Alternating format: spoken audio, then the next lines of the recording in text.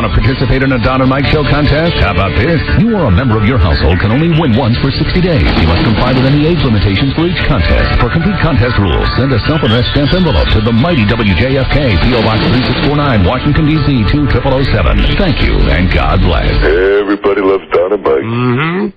Hold on, Mike. Hold on a second. There you go. Me. There you go. How's that gum? What gum? You are a sly one. What gum are you talking about? The gum that's still in your mouth right now? Yeah. Would you like to bet? You just swallowed it, didn't you? I did not. What is it? Nothing. Nothing? Were you chewing on your tongue when you were just getting off the phone? No. I definitely saw some of that. Oh, hi, Buzz. Hi. What are you doing going through the garbage for? It's not in the garbage because it landed on the floor by accident. Oh. Look, lean forward. Okay, hold on. Take a look. If you have to, if you must, come around. Hold on, no. The hand is quicker Let me get up here. than the eye. Look. Oh, be careful, Don. That's my guy. Thank you, you Mike. Thank you, Mike. And there have been many times that Thank you, Mike. There have been many times I've chewed it that you haven't been aware of it. Okay, don't point at me like that. You haven't been aware of It's the jacket that makes him. Yeah. Many, many times. Mike in the sport What do you mean? jacket. Oh, come on. I've worn sport jackets before, boys. Dental records confirm that's Mike's gum. Come on now, you're losing your heads. So that's the, thank you for the fun gum of it. thing. And hear that? Hear the click? The click of my beverage? How are you? That was Anyway. a big piece of bubble gum. I could not have faked that. I couldn't have kept that in my mouth with the little minty gum that I when I want to plant one on one of the guests. Your Altoids gum that you have called? The cinnamon Altoid I have bagged. I use the regular Altoid or another one because the cinnamon almost too strong. What kind of gum is that? That's regular bazooka. Bazooka. Acuzab. Bazooka, but now it's in the trash. Hey, guys. Yeah. Or it was actually on the floor. Is I missed the trash. now? I missed the trash. We have a secret. We have great ratings. But they're only monthly ratings. So we don't talk about them. That's right, we don't. No, it's for the But I best. just want to whisper this. That we're getting very close to that rarefied air again. You know, the beauty pageant? Sure. The all listeners 12 plus and over. Keep it up, ladies and gentlemen. We're all the way back up to number 2. Come on. Wow. It's happening. Come on. It's happening again. I'll tell you the gayest thing I ever heard. Todd Hughes said this to me before the show today. What did he say? When we get these monthly ratings, you know, when they're good, they come in like they're your best friend. Yeah. And when they're bad, it's like They walk by the office. it's like you're a leper. Uh-huh. So he comes by today and says, "Well, my good man," and he gives me the handshake and says, "Congratulations on the renaissance of the Don and Mike Show." The Renaissance. Renaissance? The Renaissance. Renaissance would indicate that it went away for a while. Rising from the ashes. We've been pretty damn consistent. And he said that before. He's still beating that run. Yeah, no, this is something he's had going like since the FCC thing. That's his big thing. Did you say congratulations on the glasses? My God, your extremely gay glasses. Also want to warn you about something. Hey, we never do this to you, do they? We're going to do a phone scan right in the first break today. That's scary. So watch out. Yeah, that's right. No notice. Wow. So just be aware. Also, groaners today. Yes, we have groaners. We do? And, yes, we do. Uh-huh. But before we start the groaners, Joe's written one. All right. And I'd like Joe. I'm glad you're excited, Buzz. I am. I'd like Joe to come in and read it, please, as Scott Shannon. And now here with his original groaner Hello. is Joe. Hello, Joe. Hello. This is El Jefe. Have you heard that Starbucks will be offering Sunday morning church services in order to boost weekend sales? No. No. It will be called the Church of Latte de Saints. You laughed at that? I do. Yeah. I give him props. Oh, my. I'm sorry. I liked it. Okay. I did like it. You know, I'm the number one guy to run him down. Well, let's see I how like you that. like the professional. All right, let's go. Back Hello, up. this is Scott Shannon. Yes, hello there. I'm Milburn Drysdale, president of the Commerce Bank of Beverly Hills and personal banker to Granny. Granny. What comedian never gets lost? Magellan DeGeneres. Magellan. I just screwed that one up worse than Joe would have. There they No, are. he's not retarded. Yes, I am. Magellan. You know, I wish they, even in school, I wish they spelled that with a J. I'm trying to think back of the Rudy mistake. What was the Rudy mistake? Oh, that was Armageddon. Armageddon. Okay, don't worry. All right. Three more strong ones. We've got solid ones. Then we're fine. Well, solid is a relative word. Hello, this is Scott Shannon. Hi, Scott. And I'm Milburn Drysdale. Hi, Mel. In the Bible, who was Noah's favorite singer? Kelly. That's not bad. That's not bad. Hello. What's the most popular MTV show at the zoo? What? TR Elephant. Oh. No latte, but You. That was Rob. Yeah. That's Rob. Yeah. That's Rob. He's hiding now. He's hiding from me. Don't hide, Rob. Here we go. Listen, kids always end with the strongest material. final joke. This is why, we're clawing our way back up to number one. Oh, my God, yes. 8 months ago, everybody laughed. These are the reasons. We're down there at number 13. We get the ratings today. Look at that. We're droners. We're just a nun's hair away from number one. Mm-hmm. Hello, I'm still Scott Shannon. And I'm Milburn Drysdale, still in character. Which desperate housewife just quit smoking? Nicorette Sheraton. That's good. Yeah. Hey now. I like them all. Even the bad ones. In here. How about Joe's? Joe's was plenty retarded, wasn't it? I like his delivery, though. Church of Latte Day Saints. It's his art in here. That's right, it's not the same song as you hear on the radio. This one, it's not Let's Get Started in here. It's the real song. Hi, hello. Hi there. Oh, John Kerry. Oh, hi there. Julia. Hello. Hi there. Jerry. Hello. Bert. Tony. Okay. Hi, Dynamite. We appreciate it. You can call Don and Mike anytime from anywhere in America. 877-365-3636. They're ready to believe you. We are... True story. He was a neo-Nazi with one true enemy. Himself. A man of faith, a man of hate, and a soul torn apart. Viewer discretion advised. How have you been? Door sounds good. Joel. Good afternoon, Mr. and Mrs. TR Elephant. Yeah. And all the ships at sea. Hey, it's time for Honk Honk.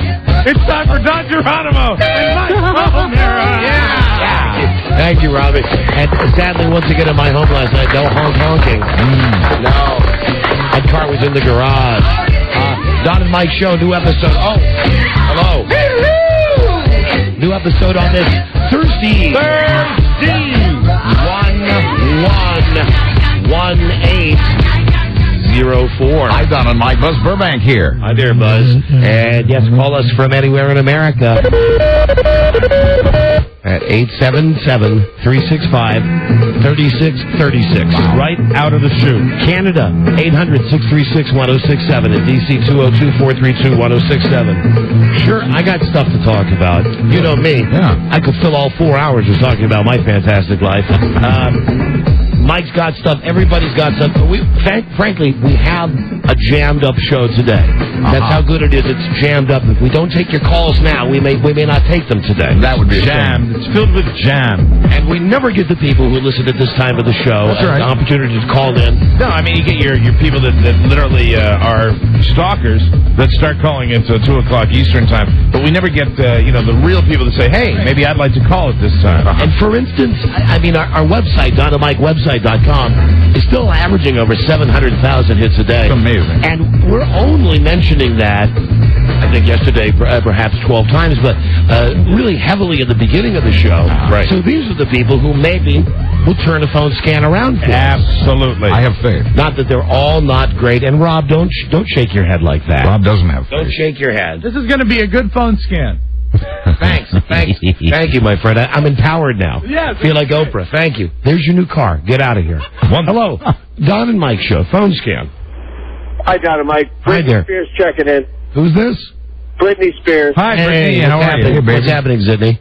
Yeah, you know, I'm tired. I wanted to be out of the media spotlight, but I don't want to be all the way out, so I figured I'd give you a call. I read where you've been fighting with your new husband, Federline. Yeah, but, you know, my boobs are hanging down, and I don't know. I just need a break. All right, no need to prepare. Didn't have the material. Thank you, Brittany. Hello, Don and Mike show. How have you been? We've been fine. How have you been? On this early, unorthodox phone scan. So far, going great. Boys. Hey, I just want to say I love your show. You guys keep me going in the afternoons. Nothing but love for you, brothers. Nothing but love. Thank you, brother. Right back at you. I gave him a point, too. Right at you, brother. Mike is actually pointing at people now, with even people who aren't here. Thank you, brother. Did you give him the showbiz point? Yeah, you're right on. Hello, Don and Mike show. Yeah. Hello. You guys hate up on them Ditos?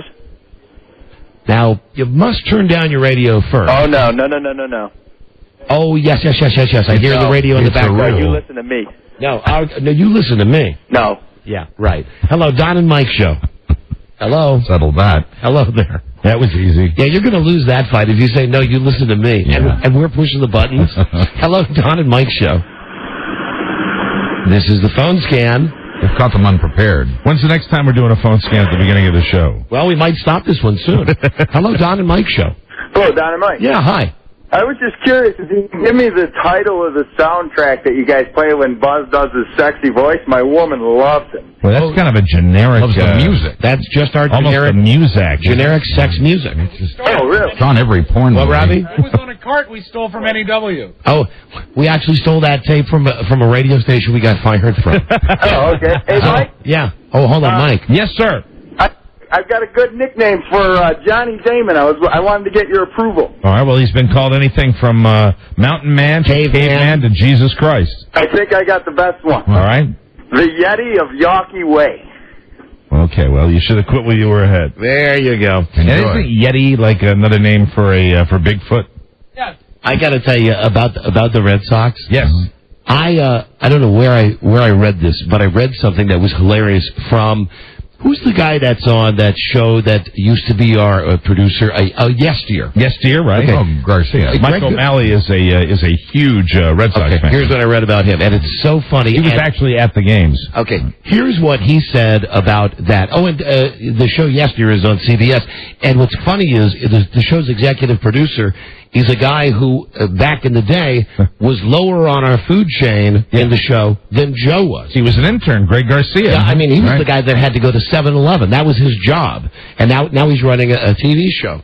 So I'm reading this thing with Mike O'Malley, who was also, I guess, the Rick on ESPN. Right. And they said to him in the interview, congratulations on the Red Sox. And he said, well, thanks, but isn't it odd you're congratulating me? I've not done anything. Right. I'm just a fan of the team. Right. If Jay-Z put an album out today and it sold 1 million copies, would you come up to me and say, hey, congratulations on that Jay-Z album? Right. No, you know, Yeah. and he was saying, And he was one of the guys I saw when they were losing that was really in the crowd suffering. So he's an honest fan of the Sox. And he also made the point of saying he will continue to accept the congratulations, even though he's really not sure exactly why he is. I didn't have the same moral dilemma that he had because I didn't even make that statement when people started congratulating me. Although it did feel a little weird. I'll be honest with you. You know, when you're just sitting in your schlub chair That's watching exactly your team, his point. no matter how long suffering it is, you still you didn't hit the ball, you didn't throw the ball. But I should tell you something. My hats came in yesterday. My hats and my T-shirts. Good for you. Yeah, and I got two each of. I told you I was going to get 2 each. I got 2 hats that were schlubby hats, the kind that that aren't for large guys with large heads. And then I got the super fitted ones just from the World Series with the little World Series logo. And I got the long sleeve T-shirts that say world champions on them. Oh my God! If I was like a little kid, I went out to dinner right away and I put it on. I changed out of my shirt like right in the kitchen. And Carla said to me, she said, "You have a price tag on." And I would have gone out with the price tag. Look at my T-shirt. Get down to Red Lobster. Show everybody your shirt. No, I went to a better place. Oh. Look Around Cafe. You're forgetting the only place you go. Hello, Don and Mike Show. Hey, Don Mike. Hi there. What's up, guys? I just wanted to say I love the new website. Oh, thank you very much. And no matter what, anything happens, Mike, we're all just people. Just people. People, boy, it's a long time. That is a long time since that. Man, that's a long time. Hello, Don and Mike Show. Phone scan. Early show phone scan. How you guys doing? We're doing very well, thank you. Good. Hey, I was just, like that other guy, I was just calling to say that I went to the website last night, and I really like it, and I just was going to let you know I sent you an email from my email machine. We're doing a little backtracking with this early phone scan. Hello, Don and Mike Show. This is the phone scan. Unheard of at this time of the show. Sure is. Hello? And still a challenge for certain individuals. This is the Don and Mike Show. Hello. Hello? Hello, you're on the air. Hello, Don? Yes, and Mike. Hey, how you guys doing? Hey, I got a question for you. Yeah, what? Have you guys like fast food, right? Love it. We eat it 24/7. Live on it. That's our motto. Supersize us. I've always said there's nothing quite as good as fast food. Anyway, come on. Who doesn't like fast food? Sure. Yes. Have you guys tried, it's called Five Guys Hamburgers. Have you ever tried it? Listen, here's my advice to you and whoever put you up to this telephone call. Nobody put, I'm just The business line of this radio station is 555-1212. No. Call and get a schedule, my friend. I hear the spots on the station. No, that's not what I'm asking. I hear the commercials for this place on our radio station. Yeah, I've tried it. I didn't really like it. You didn't like it? Nope. Okay. No, I'm just curious. I just tried it like a month ago, and I had a tooth in one of my burgers. Come on, A rotten tooth. I liked it. I was just asking, Nope, not here. Nope. Just hey, look, I love your show. I got botulism there one time. You need to stop. my skin started flaking and everything. And then I had that problem that you get with the pill for 4 hours afterwards. That's the low-grade radiation. Okay. Oh, man, that's terrible. All right, guys, thanks a lot. Yes. Appreciate it. See you later. Ask for the Mad Cow special. Bye-bye. Hello there, Don and Mike Show. Hey, now. Hi, you're on the air. Yeah, hey, I got something nice for the junk drawer for you guys. All right, go ahead. What is it? What was that? I don't know. It's the magic of an early show phone scan. Strange. Hello, Don and Mike Show. It's different. Hello? Don and Mike. Yes, we are. You're on the air. Hello. All right. I was wondering your thoughts on changing Christmas in Canada from the 25th of November to the 25th of December, traditional. Oh, yeah. So Canada celebrates Christmas on the 25th of November? Yeah, but I'd also like to state that I am celebrating Thanksgiving twice this year. Wait a minute. I thought Thanksgiving's the different day. Christmas is on the 25th in Canada. Is the same We already everywhere. had Thanksgiving, but I'm doing it again. But dude, Christmas is the same everywhere. Or are you saying it? No, it's the 25th of November. It is not. It is not. In Canada, it is not. Yeah. It is Absolutely is. I'm not lying. J-Man's only got one birthday. And besides, it's mostly Boxing Day up there, isn't it? Well, we do everything. Well, what are you doing? Are you at a computer right now? No, I'm in my van. In your van by the river? I'm down by the river.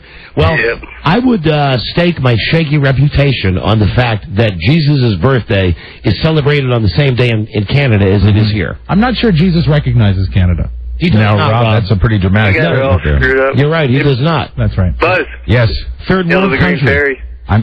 That must be what you're on. I'm looking at Canadian schedule of holidays, and your Christmas is on December 25th, just like ours, immediately followed by Boxing Day on the 26th. Way to go, Buzz. Buzz's homepage. The Canadian holiday. I observe all of them. Well, you can link that to Don and Mike website. You pulled that up pretty quick there, Buzz. Oh, thank you. It's good. Okay. So what's your While name? you're on the internet in Canada, that's probably why. Hey, are you mumbling. from Canada? I am. I'm in Toronto right now. Well, what's the whole deal with this November 25th? Mike, this is the crazy Canadian humor coming through. Why the deception? Yeah. Canadian humor. Yeah. Okay. Exactly. All right. Yeah. Yeah. You still there? Yeah. Why? Why are you still there? Arguable. Hello? Eject. Okay, finally. All right, at least we won that. I don't think that individual was from Canada. Winner! He was. He was calling on the Toronto line. All right. He was. Well. He just sounded vaguely familiar to me. Don and Mike show. Hey, Don and Mike. Boog and Cal calling from Camden Yards. Hey, Boog, what's happening? Hello. Just calling to wish everybody a happy Thanksgiving. You sound so young, Boog.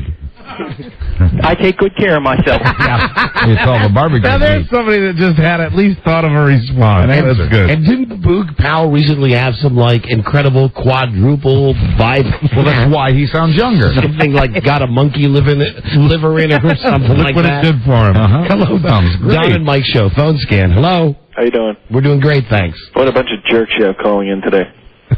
Well, you gotta be one to call one. Welcome to the club. Hey, I want you to take this as a compliment, but on your website, your wives are much better looking than I ever thought that you guys would have. I mean, very cute. Well, it's very nice. That's very nice. Nice compliment. And I want you to take this as a compliment, too. You're the biggest jerk that's called this show today. Hey, I have another question, if you have a second. Can you please spell that absent stuff? I'm trying to find that on the website, and I can't do it. Dude, it's on the links page. Oh, is it? Okay, I haven't totally checked out your website yet. Oh, well, like, totally check it out, dude. Hey, can I totally give you one more suggestion? No. Sure. You know what? I'm sorry. I'm being curt with you. I'm being short. One more. Go ahead. One more. Okay, you know all those...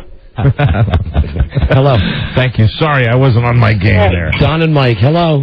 Hey. Hi, phone scan. We never do the phone scan at this time of the show. Man, I never got a hold of you guys. This is great. I'm in Rochester, New York. You guys are the bomb. Thank you. Wait a minute. What are you doing? I think it's something I'm working. I'm working and trying to talk to you. I have two cell phones. Yeah, I'm in Rochester, New York. You guys are the bomb. What line of work would you have where you're throwing that phone all around? I'm a loser. Drive tow truck. It's the worst. You drive a tow truck? Oh, you're not Yeah, you guys make the whole afternoon great, though. I wish you were nice. on today. Are you a good tow truck driver? Or You're not a loser driving a tow truck. One cell phone in each hand, a steering wheel on the knee, and a car in the back. What could be safer? He's multitasking. See you later. But happy Thanksgiving. All right, same to you. Thank you. And remember, you're not a loser. You're an underachiever. You're not a loser. I'm way underachieved than Joe. So, how's his mouth? It's better. It's healing. Okay. And remember, it's hard to talk to you. Bye-bye. Remember, don't say the G. Call it Thanksgiving. Yes. Don and Mike show. Hello, Don and Mike. Homier. Hello. It's like Kibbles and Bits or the Cat and Crunch. Or the ultimate Tard expression, Turkey Day. Hello, Don and Mike show. Yes, hello. Hi. That's not Tard. Hello. Yes, I'm calling for a message for Buzz. Yes, Buzz is here. Go ahead, sir. Yeah, actually, I want to tell you about a show I saw this weekend. It's about absinthe. Uh-huh. If you look on FineLivingChannel.com, there's actually televising again tonight and tells you about how it's made. He's actually writing this. Fine Living Channel. I haven't heard of that yet. Now, you, Mr. Television, have you heard of that? No. The show's Thirsty Traveler. No, the show's called Thirsty Traveler. Is it a website or is it a cable channel? The Fine Living Channel. It's a TV show on digital cable up here in Baltimore, and I know they have it near the D.C. area. All right. I bet we have it on digital cable. Buzz will watch it. Yeah, Thirsty Traveler tonight at 8 o'clock. It tells you how they make absinthe and everything. Cool. Wow, that's great. Thanks for the tip. That's actually pretty helpful. I have answered. I've answered more questions about that little aperitif in the last week than I mean, everybody wants to know about it. And what I tell people is that, seriously, am I exaggerating, guys, when I put my fingers about an inch apart? That's how much he poured in there. Mm-hmm. And the rest was water. And after half of that, kaboom. Absolutely. I got a bottle that I've got at home, and my funny cunny honey and I are going to break it out on Thanksgiving Day. Enjoy. You know, potential to break it out on the holiday. I'm giving the same thought to doing that, and you know, I think he can get fireworks. Here's what with that kind of hooch. Here's the combination that's going to put me into heaven. Okay. First off, the total body count now. Thanksgiving. Mm-hmm. What's it down to? 13. Oh, so it's gone up a little bit. It's gone up a little bit, but there's a lot of those are like my kid and other relatives that are in college. They're going to just come make the token appearance, come and go, and get out of there. Yeah. When are you thinking about ingesting the absinthe? Here's the thing: it's going to be a 2-part experience for me. Good. It will first be the turducken. Okay. Yes. Now, so you're gonna when you say the turducken, but I mean, I'm asking when are you gonna have your first pop? Before I put the turducken in the oven. Oh, I want to hear about right there. I'm looking forward to coming back after Thanksgiving to hear about your life. Hold on, I've just been handed a note from Joe. Use the handrails. Yes, by all means. Good advice. Yeah. Thank you, Joe. Thank you, Joe. Rob, we got any extra bottles of that stuff lying around? Possibly. Yeah, everybody's stealing a bottle. I need just one. I didn't get one this time. Right. Even that's too bad. No. You've only got like 50 in your. No, I have none. In your bomb shelter I'm at out. home. I'm out of absinthe. So that was my main question to you: is that you're going to dive in prior to putting the turducken in the oven? Here's the plan. Before cooking. Here's the Thanksgiving Day plan. That the entire clan arrives, and that I put the turducken... No, not your... No, Rob. Not your clan. Clan with a C. I got excited. Clan with a C. I put the turducken in about 10.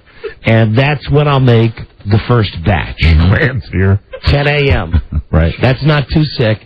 It's Thanksgiving, but it's still a Thursday morning. Right. Yeah. At 10 a.m. 10 a.m. that I'm going to begin the festivities. All I know, and you know I'm a professional, and I had half a drink of that stuff on the show, and that's all it took. And I'm not talking about feeling a little giddy. I am talking about I was there. What happened afterwards with the other two was just adding on to what existed. But I predict you will have... now, you're going to do two? Two what? Two absinthe drinks during the whole day, or three? Oh, no. See, here's the thing. I'm going to start with one with my wife, a celebratory one. Right. As I put the turkey into the oven. Right. Okay. Then as people start to come over, well, if somebody else would like to try one with us, as other family members have indicated. All right, very good. We'll have open bar. Then I figure maybe by the time the food is ready, I'll have had 3. Right. And then the football games start, and, that's when you stop counting. Right. All right. I predict you will not make it past halftime of the 4 o'clock football game. Well, when I tried it that one time with Buzz and Marcia at the beach, I was cool with 3. You were? Yeah. That was cool. That was evening. I mean, here's the good news, bad news about your plan. I think the good news is that it's going to be a happy day because it is the happiest beverage on earth.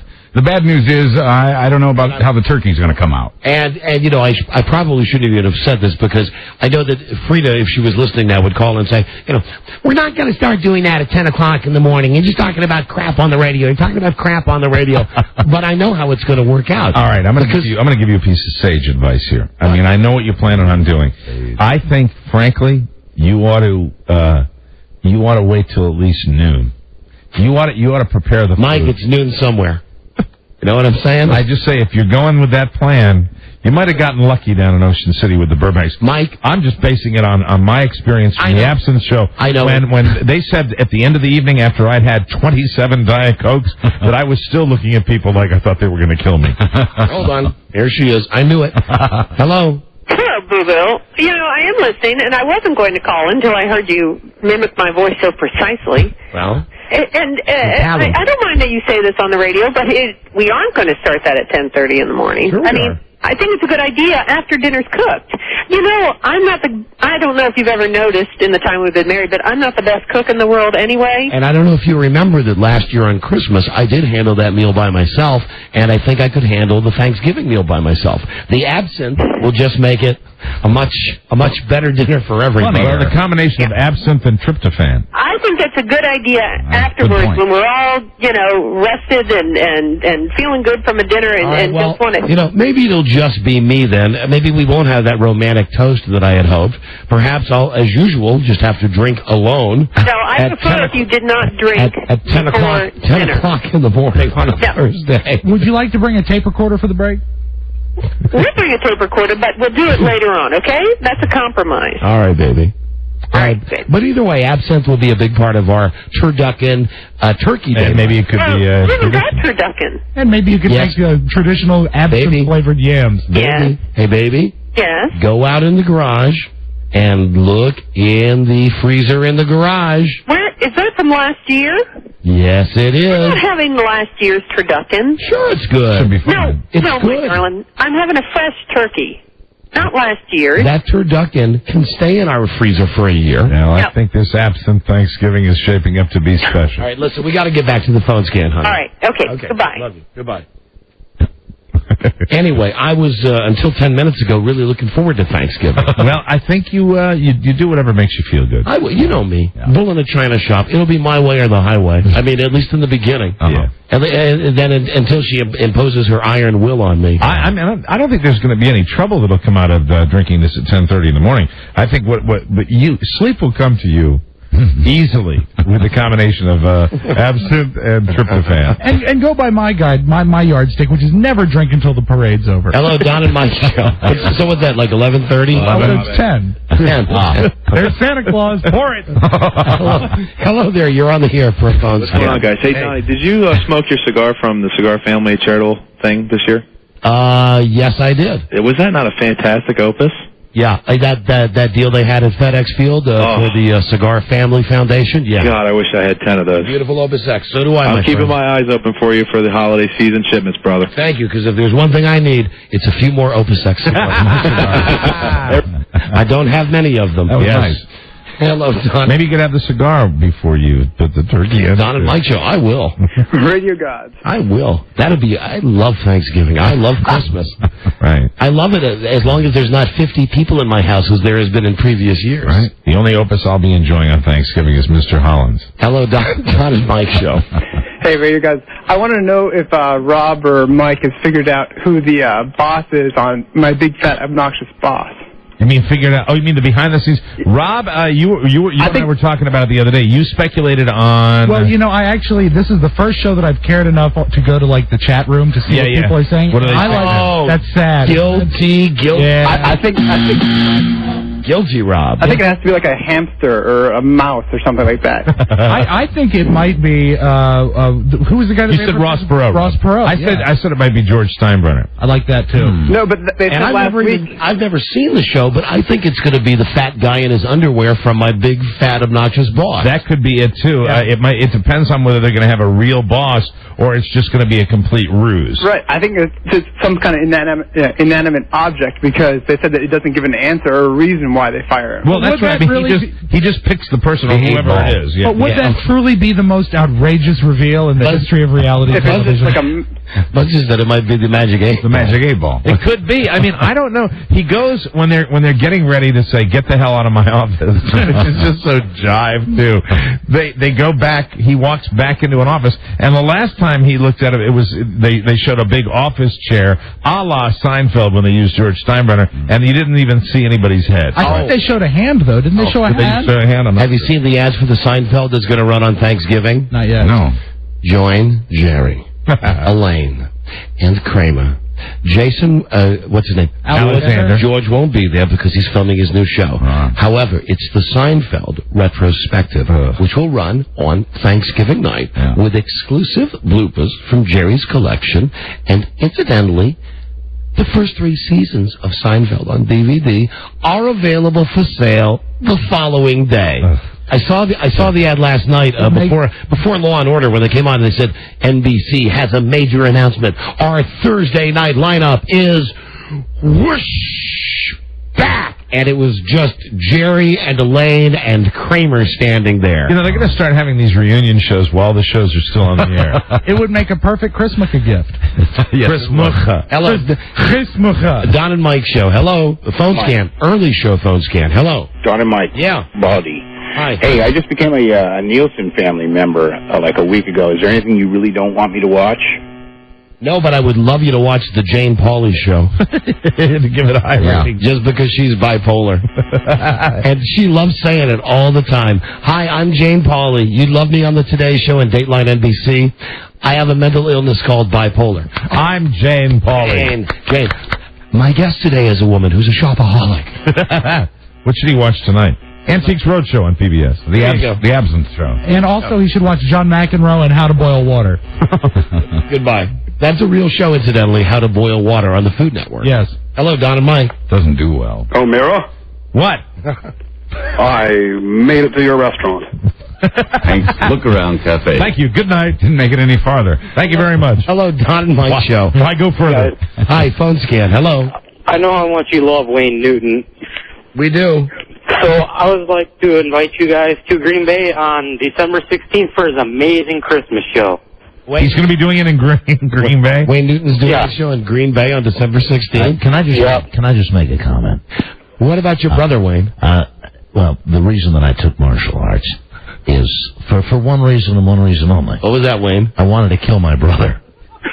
But as far as you with this recent cold that you've been suffering... Oh, but feeling much better today, can't you tell? Can I just say... Dad is home. To the listeners, the beating that this man puts himself through each and every year during the cold and flu season. I just flew into to where I'm doing my Christmas show in Green Bay, and I'm just happy to be here. It's fantastic. My friend. Green Bay. My friend. My friend. My friend. Oh, this thing's got a queue up. I wanted to kill my brother. My friend. This is the slowest queue up in the world. Donka's shine. My friend. My friend. You know, you've always been a Packer, haven't you? I've always been a Packer. Hey, now listen. I'm going to knock you on your ass. Like you did Johnny Carson? That's right. That's where the jokes stop. I don't like them insinuating that I'm a homosexual. All right, well, if you can't cue... Oh, you got it? Here it is. Johnny Carson began a routine about Wayne that seemed to mock his masculinity. You know, I'd done his show 20 times. Yeah. Why would he be making those jokes about me? And he would say things like, I don't know if you've seen Wayne Newton and Liberace in the same bathtub, but it is pink. The new Wayne Newton wasn't laughing along anymore. He went to Carson's studio unannounced and confronted him. See you in Green Bay. And I closed the door. And I said, I don't know why you're doing that kind of trash humor about me, but it better stop. And it better stop now or I'm going to knock you in your ass. It's that simple. I'm sorry it had to happen.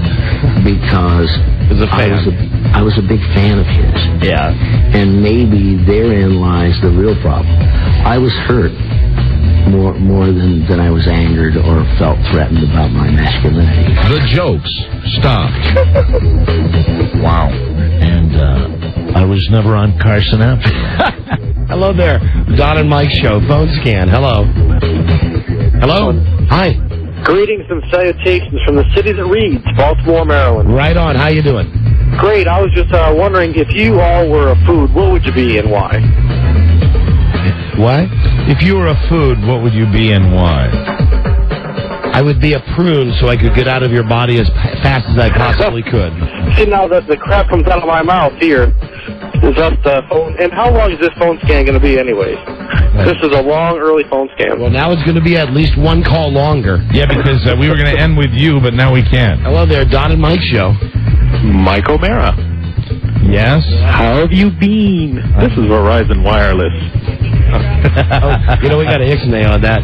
They ran quite a few commercials on our show yesterday. Yeah, it wasn't wireless. Hello, Don and Mike show. Don and Mike? Yeah. Pleased to be announcing I'm the first of my block to own the official Don and Mike zippered sweatshirt and hat. Oh, did you actually order it and get it? Well, I'm on the West Coast, so I have to wait for the postal service. But I'm on you've been Sacramento, to the so hopefully store. it will get here. Right. I was there Saturday morning. All right, thank you, my friend. Appreciate. We can't end with a plug like that. Sure we can. That sounds planted. Yeah, I know. Hello, Don and Mike show. Yeah, did you see the picture of the anorexic-looking, disgusting Howard Stern on the New York Daily News website? Hold on. Okay, yeah, we'll stop there. What a picture of Howard where he's now looking incredibly handsome? That's unusual because usually he looks very muscular and very non-anorexic. He looks like he's got AIDS or cancer or something. No, we must be looking at different pictures, dude. Because I see like Val Kilmer. I think as he's gotten older, he's looked a lot better.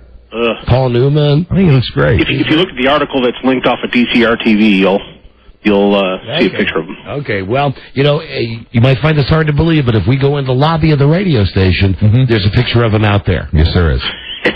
Okay. Listen, you still get a prize, though. Oh, cool. That's amazing. Still get a prize. Well, we got a break here. We have somebody important coming up. Right. You, my friend, have got, great. You got the juice box.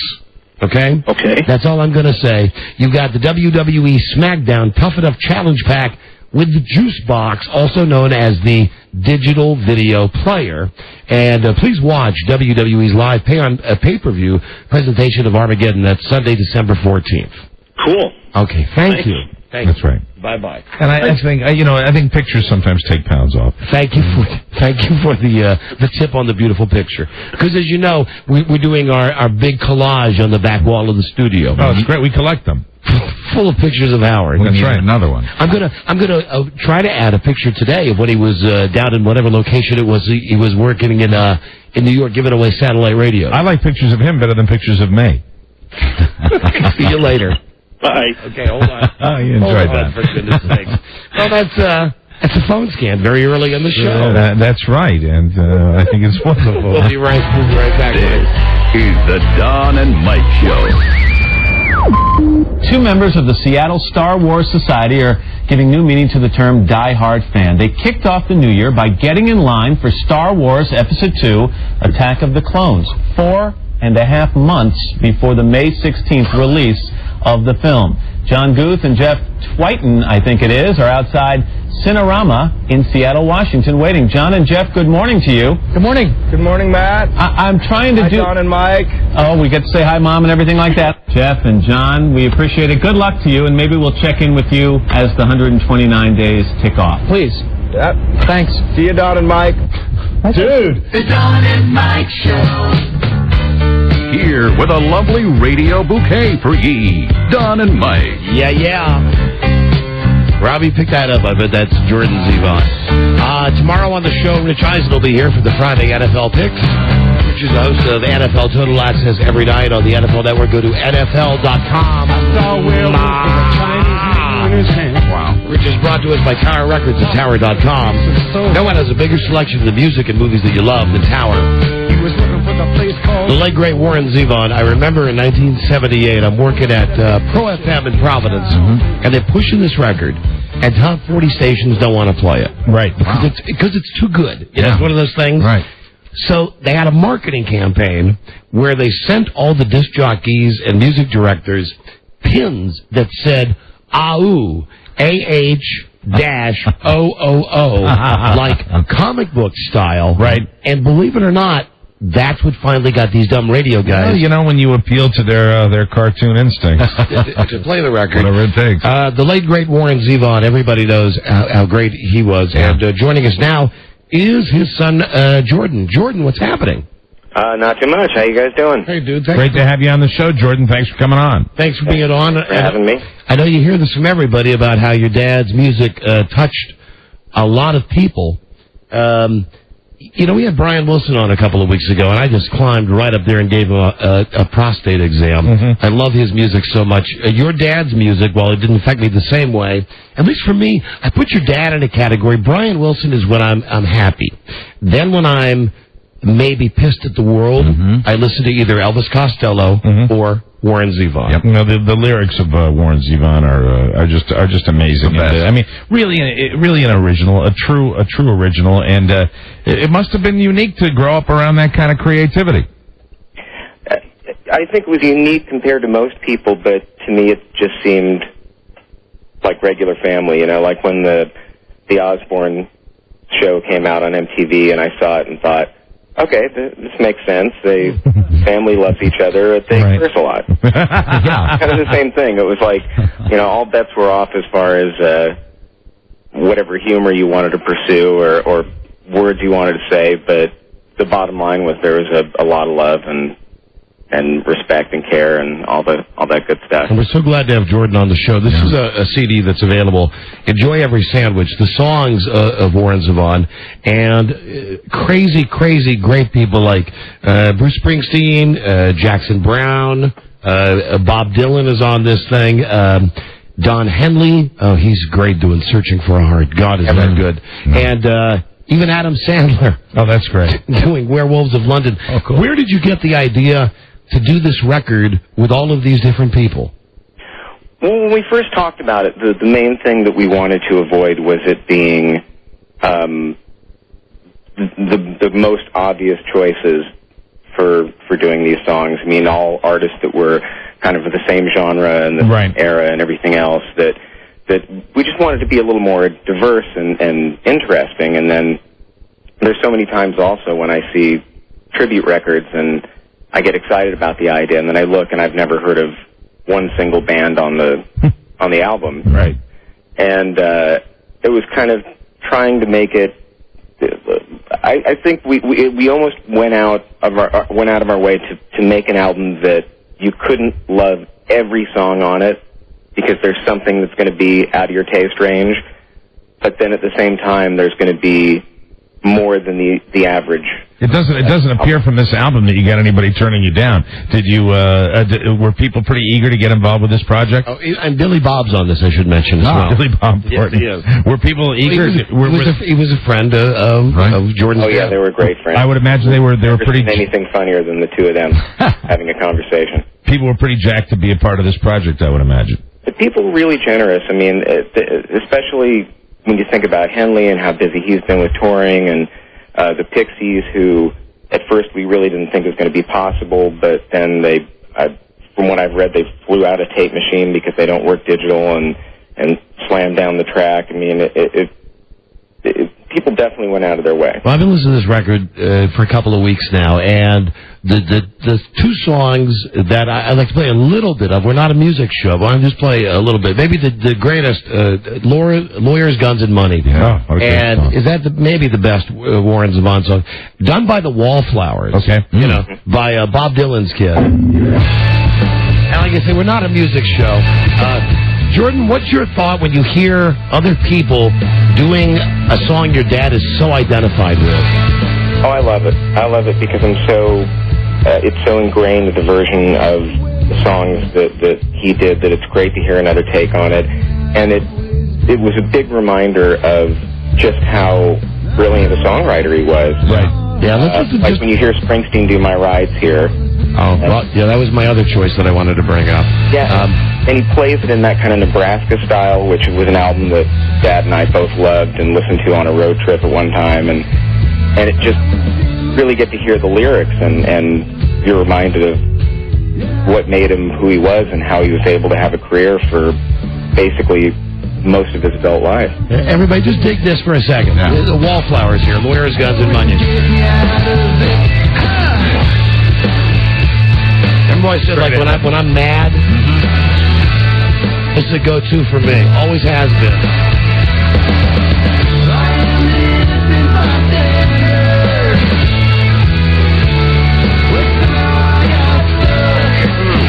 It's a good record. I mean, Jordan, I'm listening to this. I mean, it's the first time I've heard it, and I'm listening to this and thinking, this was no, get in the studio and get it done quickly. I mean, there's some time and care put into this record, it sounds like. Yeah, and they worked with Brendan O'Brien, who's just an amazing producer, who did Black Crowes, Southern Harmony, and Rage Against the Machines. I don't know if their last record or not, but he's just a terrific producer. And I was able to actually play that song with them on the Late Show a couple weeks ago. And, good. It was a gas. It was a lot of fun. You know, your dad was also an inspiration to a lot of people, without getting into a lot of stuff here. I've had my share of health problems. It's kind of similar to what your dad went through in some ways with cancer and everything else. Your dad, the night that he was on the Letterman show, when he came out and he was so deprecating, yeah. I always say self-defecating, but it's the same thing. But he was so just out there, and Letterman was feeling badly, saying, in essence, saying to your dad, dude, you're dying, and your dad seemed to be okay with it. And how long beyond, if you don't mind me asking, the time that the doctors told him he was going to check out, how much longer did your dad hang in, kick ass, make people happy, make music, stay productive? Well, the radiologist, who wasn't... I've had a thing that's been quoted a bunch of times, which is just that I think that it's very irresponsible to give people timelines on how long they're going to live, unless you're holding a firearm at them. Right. You can directly control it. And so they told me he had 2 months to live, which might have been good at the time because it really got the fire burning and got him working hard, because he really didn't think he had much time. But it ended up being a year. Right. Yeah, that's fantastic. He handled it, and we know the public side, but publicly, and based on his, the Letterman show, just did he bring that kind of ease with the situation to your family as much as he did to his fans and the public when he was on stage? I thought it was the most gracious way of handling what so many people have had difficulty with. He brought such grace to it, and I'm wondering whether he did that for your family as well. And the cable special, I mean, no pun intended, it just kills you to watch the cable special on your dad's life. Did he do that at home too?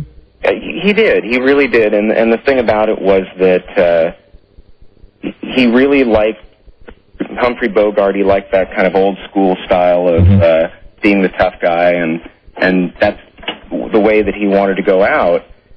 And it became an incredible lesson for me because my mom actually passed away 8 months later from breast cancer. Wow. Yeah, we're aware of that. And it taught me how to handle it, and it wasn't as if he was just totally fine about it and thought that everything was rosy, but just the way that he handled himself and the way that he took the news and everything else was a big learning tool for me of how to deal with that kind of stuff. I don't know how I would have dealt with it. If you don't mind me asking, only because your dad was a popular, famous guy who a lot of people looked up to and especially admired him towards the end. I don't know of your relationship with your dad. Towards the end, when your dad was facing this, was it one of those things where you guys were closer? Were you close before that? Did this bring you to a new level of closeness? Well, the thing about it that was actually a really, really touching part of the whole experience was that when he first told me, there was the initial shock of it and just trying to deal with the news, and then we had that conversation where we were ready to discuss anything that we hadn't discussed before and have that open conversation, and we realized that we'd already done that is our relationship for a long time, and so we were able to just kind of go back into our regular father-son mode and enjoy that and not really dwell upon things that weren't said and things that weren't done, because we said it all. And I wanted to ask you about the album itself, and I don't know whether this is a difficult question, whether you can even answer it or not, but your dad, is there any particular track on this album that you think your dad would like more than others? Well, I know that he was really touched by Dylan's performing the songs, and he got to see Dylan perform at the Wiltern in Los Angeles, and that was a big moment for him. I think that like Dylan and Springsteen and Henley and guys that he knew for a fact don't exactly have like free time just hanging out anywhere, and for them to be involved, I think would have been. Let's take just a second here of Don Henley. The album's called Enjoy Every Sandwich, the songs of Warren Zevon. Get it at Amazon.com, Tower, you get it everywhere. And it's first cut on the album. Don Henley, Searching for a Heart. Shadows on the lane, certain individuals are sticking with the plan. God, he does a great version of this, doesn't he? Second one I've heard, and I like both of them. Yeah, my favorite song. Searching everyone. Jorge Calderon that came up with that arrangement. Let's just let it go for a second. You can't stop it with a gun.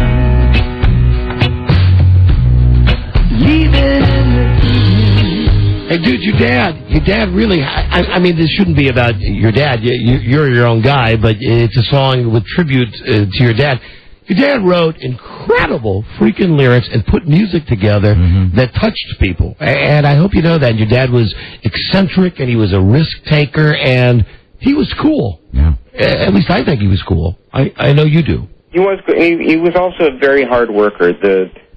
I had a writer's block for a couple of years that thank God is finally left me. But part of the process of that leaving me was taking his advice when I said, I'm really having trouble with these lyrics, and he just said, "Son, it's hard. It's not easy." I think The Wind was the only record that Dad had more of a just creativity and lyrics were kind of flowing through him because of the situation. But otherwise, he would work very hard at it, and you'd walk into the dining room, and there'd be little balls of paper thrown all over the place, and he'd be sitting at the typewriter, and he had to hammer and pound out a lot of those songs. So he cared about his job. He took it seriously, and he didn't see it as just, oh, I'm a rock and roll guy, and just kind of breeze through it all. And he would practice hard for any show that he would ever play, and he would focus, and you could just see him getting into that mode of work. So he really worked at it. He wanted to be that good, and he wanted those songs to be that. You know, Jordan, hearing you talk about your dad like this, I think, I like to believe that everybody that's gone before us is up there looking down here, and I got to think your dad would be just thrilled, not only at what you've done with this album, but hearing what you say about him. I think that's just terrific. I really do. Well, I hope so. I think that he trusted me. There was a period where, before he passed away, there were decisions that the label was asking for and different things, and he just, whenever I tried to consult him, he'd say, I'm tired. This is what you have to do. This is your time to do it. So he kind of passed the torch of all this work that he'd done over to me and my sister Ariel, and I think it was his way of saying that he trusted we'd learned the lessons and knew what it was all about. Well, we thank you for your time. The one thing I have to ask you now that we've gotten all past that stuff, with all these great people on this record for your dad, as you mentioned, Don Henley, Springsteen, Bonnie Raitt, Jackson Browne, Wallflowers, you're on this thing singing. How did Adam Sandler end up on this record? Really, how did Adam Sandler end up on this thing? Well, it started with Waddy Wachtel, who's an unbelievably good guitar player, and really, with my dad, they kind of started their careers together. They were in the Everly Brothers band, and all my dad's early demos, you know, the incredible solo on Werewolves of London is Waddy, and so we had him participate in the project, especially on Werewolves, because he was one of the original guys. And he's also been the band leader for Adam Sandler for a long time, and I knew that Adam was actually a really talented musician and vocalist and could easily carry a song. I didn't know he had a band. I knew he did opera, man. I knew he was opera man. Sure, I didn't know he had a band. Yeah, he's done tours. I think he's actually done like an HBO Showtime special or something like that where he plays a bunch of songs. Well, I got to pay more attention. Okay, well, listen, I'll just give this a second. I think we may have played a little bit of this when I got this earlier as a goof, like Guess Who the Mystery Artist is. And your dad liked Adam Sandler? Oh, he would. I think if anything, this is the one that he really would have loved because it's so left field. All right. Okay, hold on. Here it is. Chinese menu in his hand, walking through the streets of Soho in the rain. Here's the water boy. I like him. Looking for a place called Lee Ho Forks. Gonna get a big dish of beef chow mein. Okay, now here we go. Werewolves of London.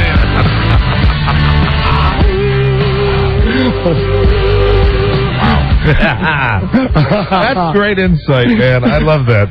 Your dad would have liked Adam Sandler's version the best. Well, Jordan, you're a good guy. Thanks for coming on the show. We'd like to have you on again. Your dad touched all of us. The album is Enjoy Every Sandwich, the songs of Warren Zevon. Great talking to you, Jordan. Thanks for coming on. Thanks, guys. All right, dude. See you later. Sure. Bye-bye. Wow. Bye. Man, oh man, Dad's smiling at that. That's terrific. You know he is. Who said it? Jordan did. Jordan did? I didn't think it was appropriate to play it at the exact time. Thank you. Under what? Because Dad was at the typewriter hammering and pounding out lyrics. Okay. Thank you for not making Jordan part of the OCD of this show. I mean, everything. Click, click, click. And there it goes. All right. So I anyway. like that album, man. I'm going to get that. I'm putting that on my list. There you go, Mike. Oh, you got it? You've listened to it already? Yeah, I've legally burned myself a copy. So there you go. That's oh, thank you. That's great. That goes right into the old machine. That's for you. And Buzz? Yes. Well, there's always Christmas for you, Mike. That's right. I'm putting it on my list. We'll be right back, everybody. This is the Don and Mike Show. I just got off the phone with Tom Mercado from the Budget Committee. This thing with Favre screwed up pooch. What? They can't lump us in with that Martian? We're all in the same boat, fellas. But our shenanigans are cheeky and fun. Yeah, I mean, his shenanigans are cruel and tragic. Which makes them not shenanigans at all, really. Evil shenanigans. I swear to God, I'll pistol whip the next guy that says shenanigans. Hey, Farva, what's the name of that restaurant you like with all the goofy shit on the walls and the mozzarella sticks? You mean shenanigans? No! You're talking about shenanigans, right? Put those away! The Don and Mike Show. You can call Don and Mike anytime from anywhere in America. 877-365-3636. They're ready to believe you. I've had it up to here with the likes of you people. God hates the lazy, but he loves the Don and Mike Show. There we go, the station break. Fresno, California, 105.9 FM The Edge. Tampa Bay, 1010 WBCC. Iowa City, Iowa, KCJJ. And in Buffalo, 92.9 WBUF. Right. Before we get to the next thing, Rob A., would you please do as Rip Taylor instructed you when he phoned you this morning? Yes. Well, first the phone rang, and I picked it up, and I said, hello, and I got Rip Taylor. I said, hi, Rip, how are you? He said, make sure you tell everybody to watch Will and Grace tonight. He's on it? Yes. Now, here is NBC, 8:30 Eastern. Here's the synopsis of the episode. Fans who can't wait for Alias to return can get their Victor Garber fix tonight on Will and Grace. He plays the has-been star of an old Coco commercial that Jack loved as a child. Jack signs him up as the spokesman for his gay TV network, a job already coveted by Rip Taylor. I like the premise. So Rip said he will play himself, and he's very, very excited. He'd like it to be a recurring role, naturally. So everyone, please watch Will and Grace on the National Broadcasting Company. Very good. And anyway, Rip Taylor will be on tomorrow. And how does he, when he calls you, Rob, and you pick up the phone and you say hello, what does he say? Rip Taylor. And then he'll also say, don't start, or a starter. You just pick up the phone and you go, hello? Yeah, and the caller ID is blocked, so I really don't know who it is. You go, hello? Yeah, and he said, Rip Taylor. And you know what? He's very nice. And sometimes but he is so showbiz. Sometimes not easy to get off the phone. Really? Yeah, he likes to talk. That's fantastic. He's in Las Vegas. You should put him on with Carrie some morning. Oh, my God. Are you kidding? The whole network would Rip Taylor. Hello, Carrie. This is Rip Taylor. We're going to try a little Isn't That Something and How About That? Ah, very good. Now, I'm going to ask you to please let them come naturally. And Buzz, yes, I would like you, if you have a moment, sure, to keep count. Oh, I'd be happy. In the other room. Yeah, okay. It'll be fun. It's not a competition to see who can get the most in. Yes. Okay, it is. Yeah. It is. But you guys, well, let's see if we can do it. Let's see if we can do it without like ruining. You want me to bring a mirror in here? I'll give you the crown on it. I just think I'll let them come naturally. If between the two of us in a brief interview, we can get a total of 50, how about that? Or isn't that something in? Yeah. I think that's the goal we're going to be shooting. You can do it. Now, see, my challenge here is to do it more naturally, and I don't think of it as a competition. I normally don't think of it as a competition when we do it without you saying what you just said. I think that it shouldn't be considered a competition. But I think we should try to get it in at least 50 times. Oh, that's tough. Okay, now is it both phrases that we get to get in? Yes, it is. All right. So it's you and I working together. Isn't that something? How about that? And how about that? Here's our setup for How About That? Isn't That Something? Okay. It's from Cleveland. Now, who doesn't have all the coins that are sitting around that you take into the machine at the grocery store and it gives you money? Right. So, this guy named Eugene Sookie. Eugene. He spent decades saving all the coins in his basement.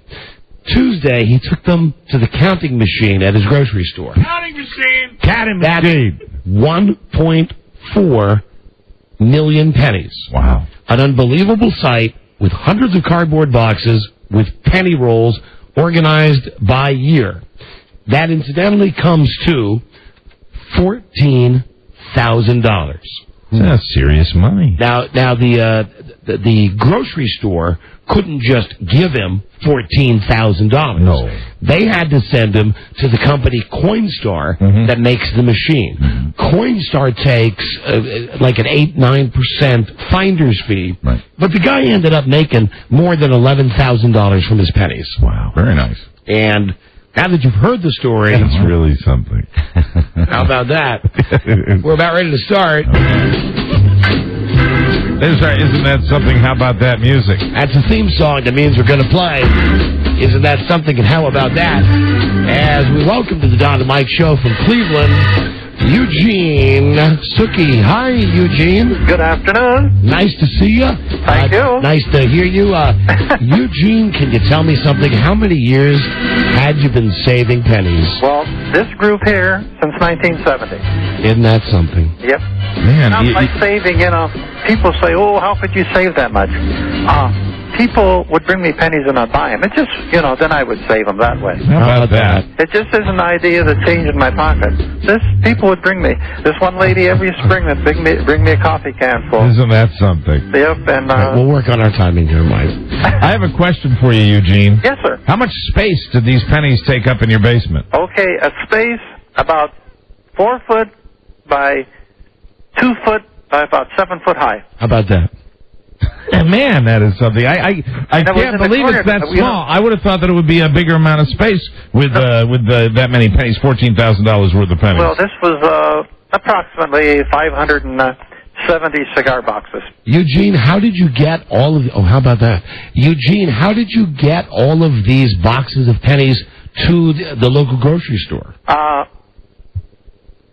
Coinstar came over and picked them up. So Coinstar? Each box weighs how much with all those pennies in it? I don't know. I never weighed them. I know it's heavy. I bet was it so heavy that you couldn't lift it up? Well, you can pick up one box. In fact, this one young fellow over there, he was carrying 4 boxes. If I carried 2, that was too many. Well, how about that? That's a lot of pennies. That's Eugene. a lot of pennies, yes, sir. Do you think that any of the pennies that you have, of the 1.4 million pennies that you had, do you think any of them were worth anything else? Every penny was inspected by me before it was rolled. Isn't that something? Like I say, every penny went through my hand, and I think I only found, buying them pennies, I only got 1 Indian head penny out of all them pennies. Only 1 Indian head? Only 1. I said, how about that? I used to go to the bank and... I was trying to give you a spot, Mike. I'm sorry. I'd go to the bank and trying to give you the handoff. Not your fault. At a time. And Eugene. Yes. Yes, Eugene, the pennies that you have, which are really something, did the neighbors come over and would you show your neighbors these? Would you get them a chance to come down to the basement and so they could say, how about that? The neighbors never knew it. Your neighbors never knew you had the pennies? Isn't that something? How is it that your neighbors didn't know that? Well, I'd bring them home in a car and nobody'd see that I had them. How about that? What about family members? Would any family members ever want to know, how about that? My 4 daughters knew that because they would bring me pennies, them and the grandchildren. Got to be a statement. And they would know that. They would? Yep. How about that? Did you clean them? No, sir. Oh, isn't that something? They must have been a little dirty. Well, I think I got 1 jar, maybe 200 or 300 that, are on the dirty side. Do you fancy yourself a penny expert, Eugene? No, sir. No. I just saved them. That was it. How about that? Do you have dirty pennies? Dirty? Yeah, I mean, were you old ones where you can't see Abraham Lincoln? Oh, some of them are that bad. Like I say, I got a container, like maybe 200 or 300 in there. If you had Eugene, how about that? That's really something. If you, Eugene, if you had a pair of like those loafers, penny loafers, would you actually pry the pennies out of them to put it into your collection? I never thought of that. Isn't that I did that when I was younger. I'd put a penny in there, but now that when you're 79 years old, you don't think of things You're like 79? How about that? Isn't that 79 years old? 29th of this month. Isn't that something? Isn't that something? No fair. In all those pennies, were there any steel pennies? Steel? Yeah, from the war. Yep, 43, yep. How about that? Isn't that something? 43. I got 3 cigar boxes of wheat pennies, you know. All of them before. Isn't that something? All of them before. You know, you don't get them. Everybody you talk to, they pull the wheat pennies How about that? out of the market. So you also, besides getting Coinstar to give you the money, you had to pay them an 8%, 9% service charge. Right, 8.9. And then you had to pay them for the right to tell your story? They're paying me. How much? That's something. How much are they paying you? I'll probably break out $100 a head. How about that? So I'm not really losing. That is something. They're using my story for advertisement for their company. Have you come in contact with a lot of people who, like you, just save pennies and never think about going to the grocery store? People now come to you and say, do they say, Eugene, you're my hero? Not too. I've got a few calls, but it's mostly from radio stations. Not too many individual people. Oh, isn't that something with the radio station? Yeah. How about that? All those disc jockeys calling you. Oh, that's something you can get a lot of radio interviews each and every day. How about that? Isn't that See, like Tuesday when we made Cheater. Tuesday when we made the final count, this Coinstar, they had TV channels over there. There was How about that? 5 different channels taking pictures of me, and they had a bunch of the coins, you know, the last group I took in. Oh, man. So, isn't that something? yeah, so they had all that. Of course, this is advertising. Am I hogging it up? Pardon? No. This is fun. Have you ever tasted the pennies? No, sir. They're coppery. I'm not like that. You're not like that. Did you know pennies taste like copper? Well, that's why I start cashing them in. How about that? But remember, he doesn't clean them. See, here about That's right. 2-3 months ago, we That's something. We was having an electrical storm. Yeah. And I told my wife. An electrical storm? Isn't that you know, something? a storm, How about that? lightning and thunder. I told my wife, you know, we got 5 tons of copper in our basement.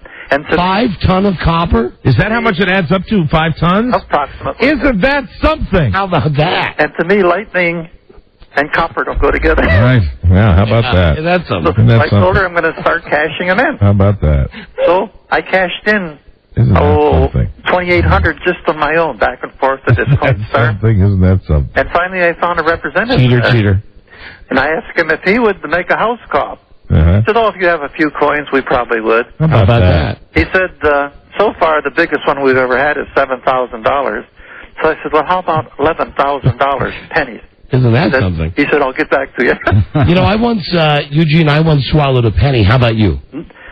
I might have as a kid, but man, I can't even swallow an aspirin. Now, how in the world would I get a coin in my mouth? Well, I'm sorry to hear that. If I take medication, it has to be a pill, and a pill that I could chew, so. How about that? All right, How very good. about that? Isn't that something? Uh-huh. Isn't that something? I can take capsules, so whenever I go to a doctor, no capsules. Eugene, now that you brought 1.4 million pennies to a grocery store and they had them still redeemed. can't get over that. How about that? 1.4 million pennies. Isn't that something? How is it changed? Well, how about that? How about that? And they were all rolled, and they were all by mint mark and year. Like if it was Isn't that something? if it was a 1980 penny, it How would about either that? be all plain or all B. They was all separated. Each box that I had was numbered, You're a cheater. and I had You're a cheater. a book, and I You know could what you're tell you doing? what box. You're double clutching. I can tell you what box and what coins are in each box. This guy's still going. I've not turned the microphones to where he can't hear our voice. Eugene is still going through all of this. Isn't that something? How about that? $14,000 buys a lot of chewable tablets. What will you buy? Well, really, if I had needed the money before, I could have. This ain't like winning the lottery, of course. Right. This was money I had. Right. It's money you had, right? Are you going to buy anything special with it? No, hell, my wife and I were too old for anything. Oh, come How on. about Come that? on, Eugene. You can go out and enjoy yourself. Well, we might go up to Detroit to the casino, maybe. There you go. Hey, Let it hey, ride, Take baby. all that money with us. How about that? Isn't that something? That's great. Let it ride. If it was me, I'd buy a gun. Isn't that something? A what? A gun. I already got 4 of them hanging up in the basement. He got you there. That's something. How about that? I got an antique gun that belonged to my grandfather. See, I would a kill 12-gauge myself. shotgun. It must be 80-some years old. Oh, that's great. And that's really something. Then I still got the 22 I had as a kid. My dad had cut the barrel down on it. I got that gun. How about that? How about that? Yeah, so I got a couple guns.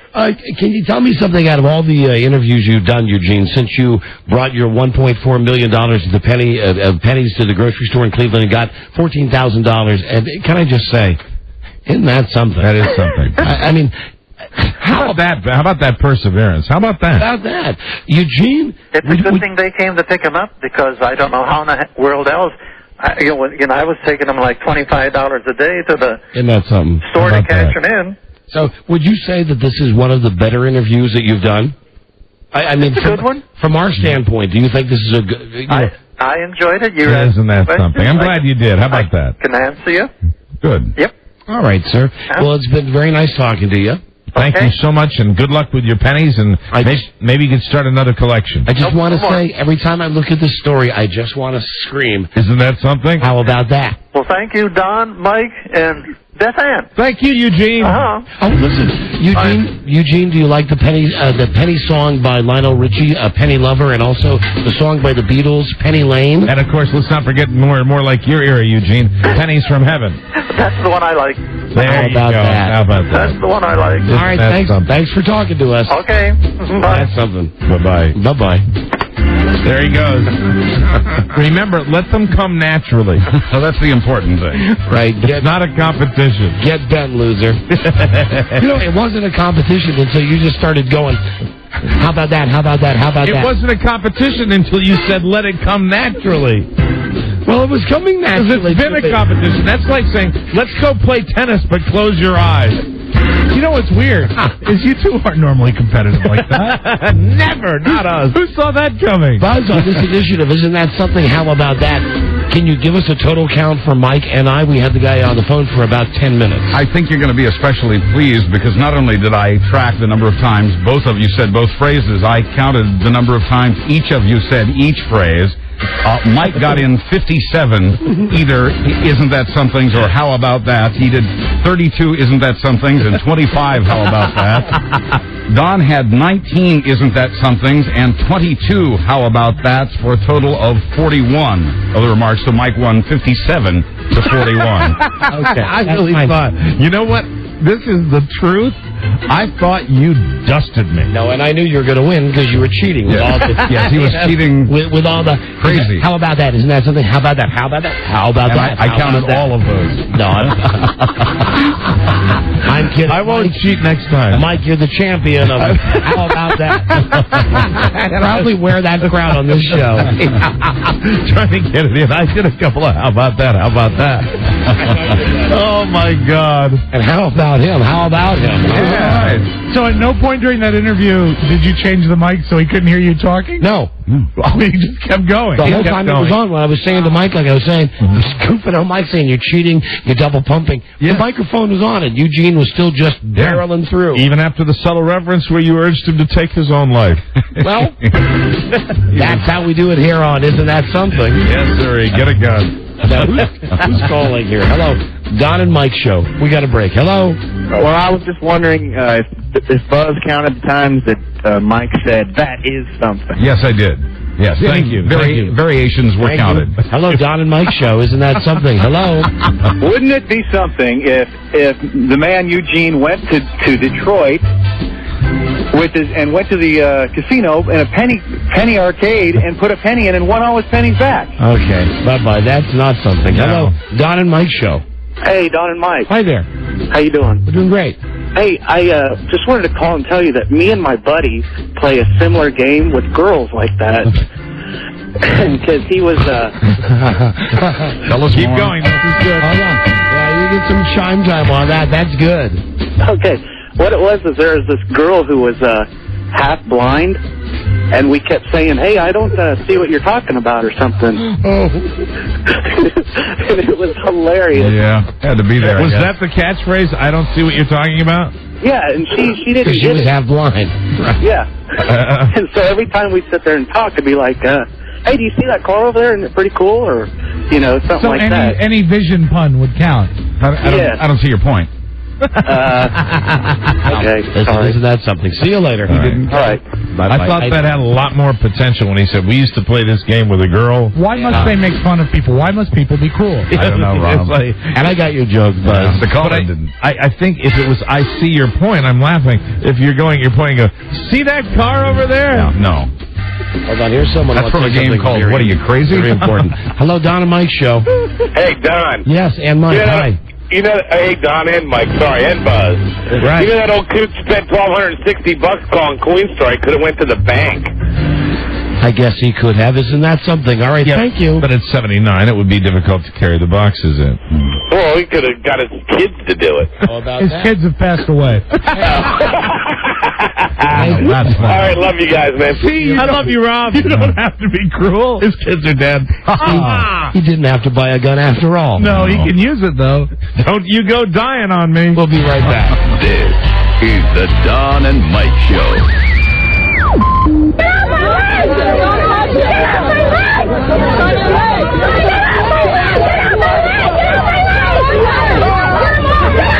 The Don and Mike Show. The home of hilarity. The Don and Mike Show. Yeah. You know, if you go to DonandMikeWebsite.com. Don't pour your love out on me, baby. Give me a second to get this thing on the computer. You're going to DonandMikeWebsite.com, where I have it on good authority. Here's the fabulous store. Let's see. A store. Forgot about this. I'm talking to the webmaster today, and against my better advice, he's answering letters. Oh, dear. I got a thing about one of them. Here's one of the questions, and I didn't have the... Oh, would you pick that up? That's Nancy Yodel. Here it is. I want to know... Where is this? Hold on. Questions for Don and Mike. I've wanted to know this for years. What are the circumstances of the Get Off My Leg tape that Don and Mike play every so often? Play it. What is that from? And the webmaster, Tim, writes back, because he sent me an email. He writes, another good question we really can't answer. Who remembers where we got it? It's one of our oldest tapes. I do. Buzz got it from a News Actuality and gave it to Don 12 years ago. Wonderful. Wow. That was... It was a gay rights protest, right? That's right. That's exactly See, I didn't remember what the protest was. The web guy calls me, says, what is that? I said, I don't know. It's a riot tape that Buzz brought in like 12 years ago. They were like chained in front of some vehicle. I always thought it was Paul McCartney's wife. Thank you, Rob. His new wife. That's the one. Right. He's not answering the letter. So anyway, that's at DonandMikeWebsite.com. And, Mike, did you mention the store? Yeah, Don, I did. Twice. Okay, thanks. Yes. How about that? How about that? That's something. Here she is now from Access Hollywood. Nancy O'Dell. Hey, Nancy, how have you been? How have you been? We've been great, and I got a new plug. Accent Hollywood. That's tonight, 7:30 on NBC4. Check your local listings around the country. You're on your way to a movie premiere right now. I'm going to see Ocean's 12 because I'll pass tomorrow. I'm jealous. So I will give you a sneak preview tomorrow. I will tell you before it even comes in theaters, whether I think it's good or not. I'm excited about that movie. I hope it's as good as we all think it's going to be. I hope it is. I mean, but how can you miss? With Brad Pitt and George Clooney and Matt Damon and Catherine Zeta-Jones and Julia Roberts and Andy Garcia and how many, And Elliot Gould and Carl Reiner. I know we all love it. I'm telling you. Have a good time at that. Tell us tomorrow. Please tell me on tonight's Access Hollywood. You guys will be all over this TO thing, this moronic thing that is continuing. Yeah, the first story is so interesting because just the whole, moral thing that's going on in the country and everybody getting so upset. Now not only are they upset about the whole Desperate Housewives NFL Monday Night Football thing, but they're upset because of an episode of LAX in which Blair Underwood and Heather Locklear had this very steamy sex scene. I mean, you see a close-up of his face and he's going way down to her belly button and then goes a little further. You little sorry. And yeah, so it's kind of close up. And we, indeed, have to warn our viewers before we show some of the episodes on our air. Here's the thing that's so dumb. You just got a few more viewers with that. That's for sure. You have to warn your viewers, yet NBC ran this show on Monday night. This whole thing, no complaints. The country's going mad. And I don't know if you guys are going to cover this tonight, from a purely sports angle, the most ridiculous, moronic thing that I've heard in all of this is Tony Dungy of the Indianapolis Colts, who says this is racial because T.O. is a brother and Nicolette Sheridan is white, that he's drawing a parallel between Kobe Bryant and the white woman that accused him of rape. I don't know where he's coming from on that. I don't understand. What he is trying to claim is he's saying that he didn't like the fact that the skit showed a black player who was considering skipping a game because a white actress pretended to stand before him naked. Okay. He said that he thought, this is done, again, quoting himself, he said he thought the skit helped perpetuate the stereotype that, quote, athletes are sexual predators. Listen, boy, I think everybody's thinking too much. Shut up. I mean, say what you will about this FCC witch hunt. That's not racially charged. No, and the thing is, it's really the whole. When we take something that's that insignificant and we blow it out of proportion, this is what happens. And I think it's nuts. I really think it's nuts. So anyway, I hope you're going to tonight just have a fit on your show about that and scream and yell about how stupid it is. You're going to do it during your editorial segment, right?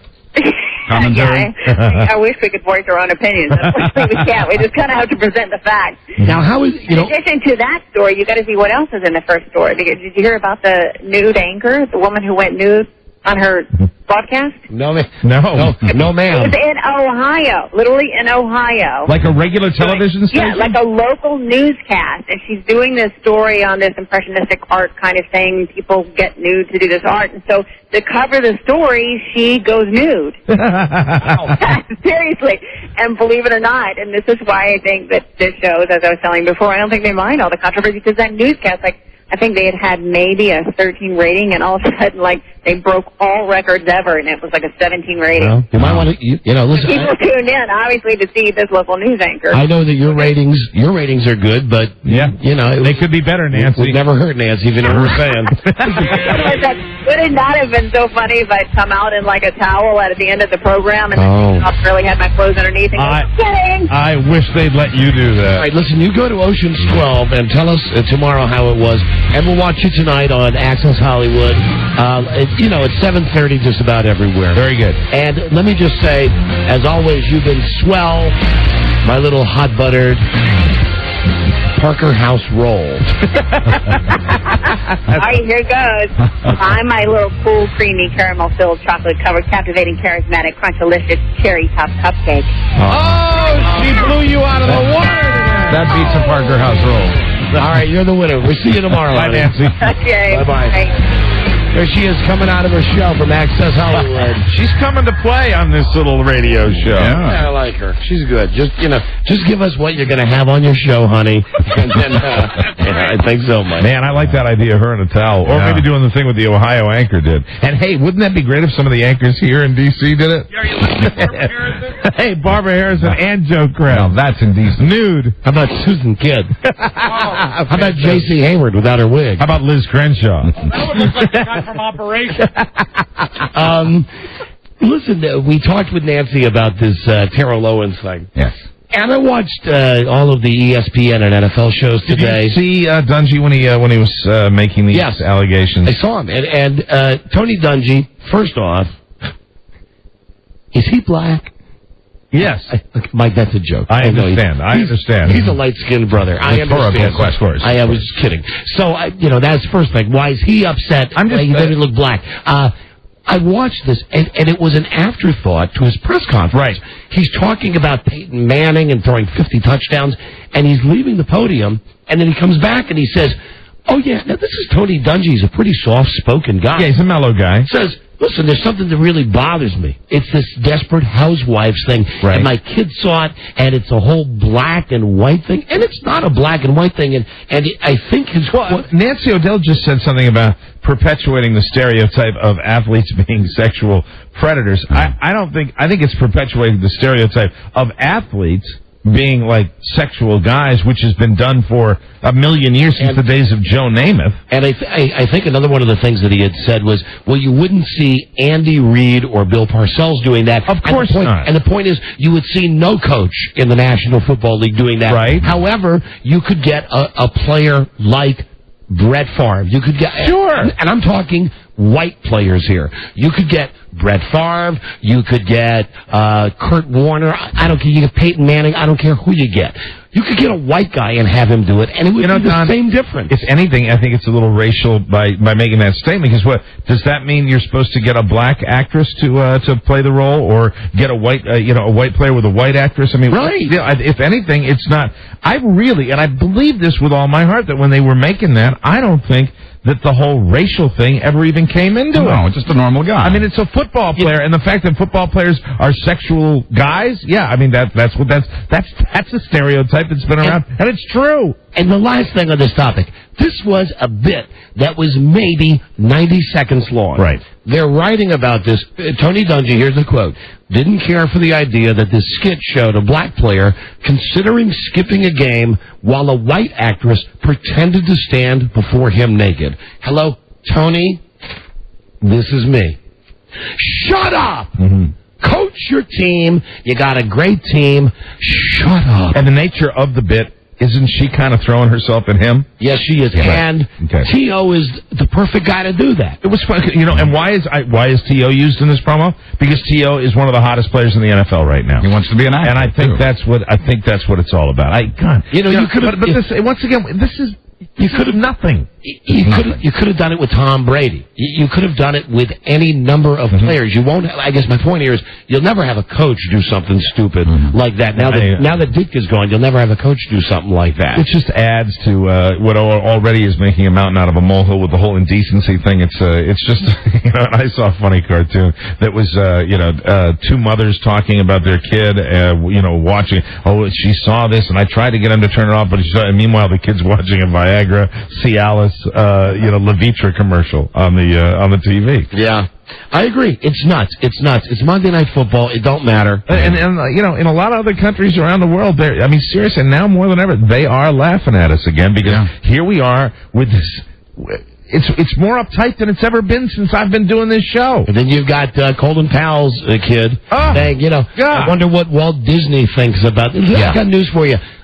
There are bugs that are living in Walt Disney's frozen skull right now. Walt Disney doesn't give a frig what they're doing on Channel 7. Walt Disney was frozen?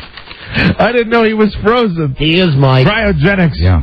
Right down as you get on the tram to go to Tomorrowland, that's Walt.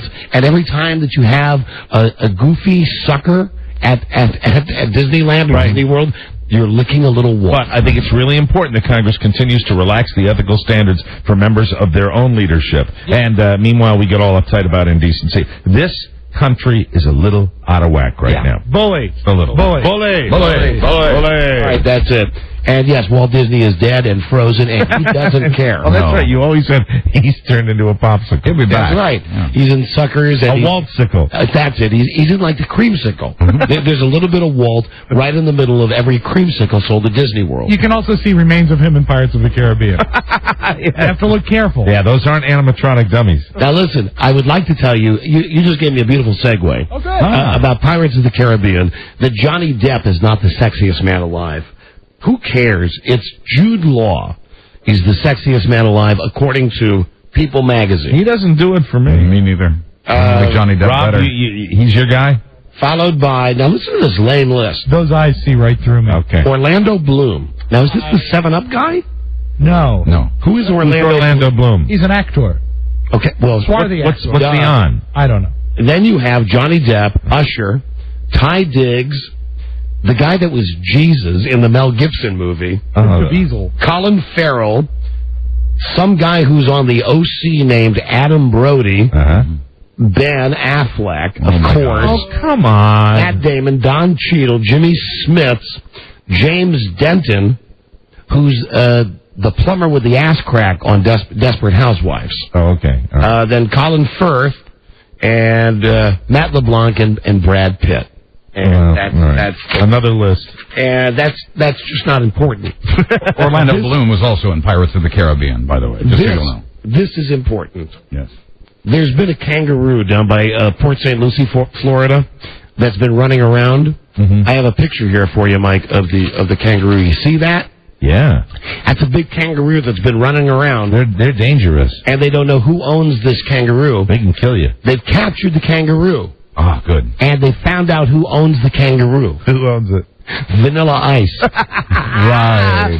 Fantastic. He has not come forward to claim his animal. That's a Van Winkle kangaroo? Yes, and the animal's name is Captain Kangaroo. Oh, God. And he, of course, was featured in many of Vanilla Ice's videos. Of course. Robbie Van Winkle. I didn't know that. Wow. I did not know that. I didn't know that he could afford to keep a kangaroo.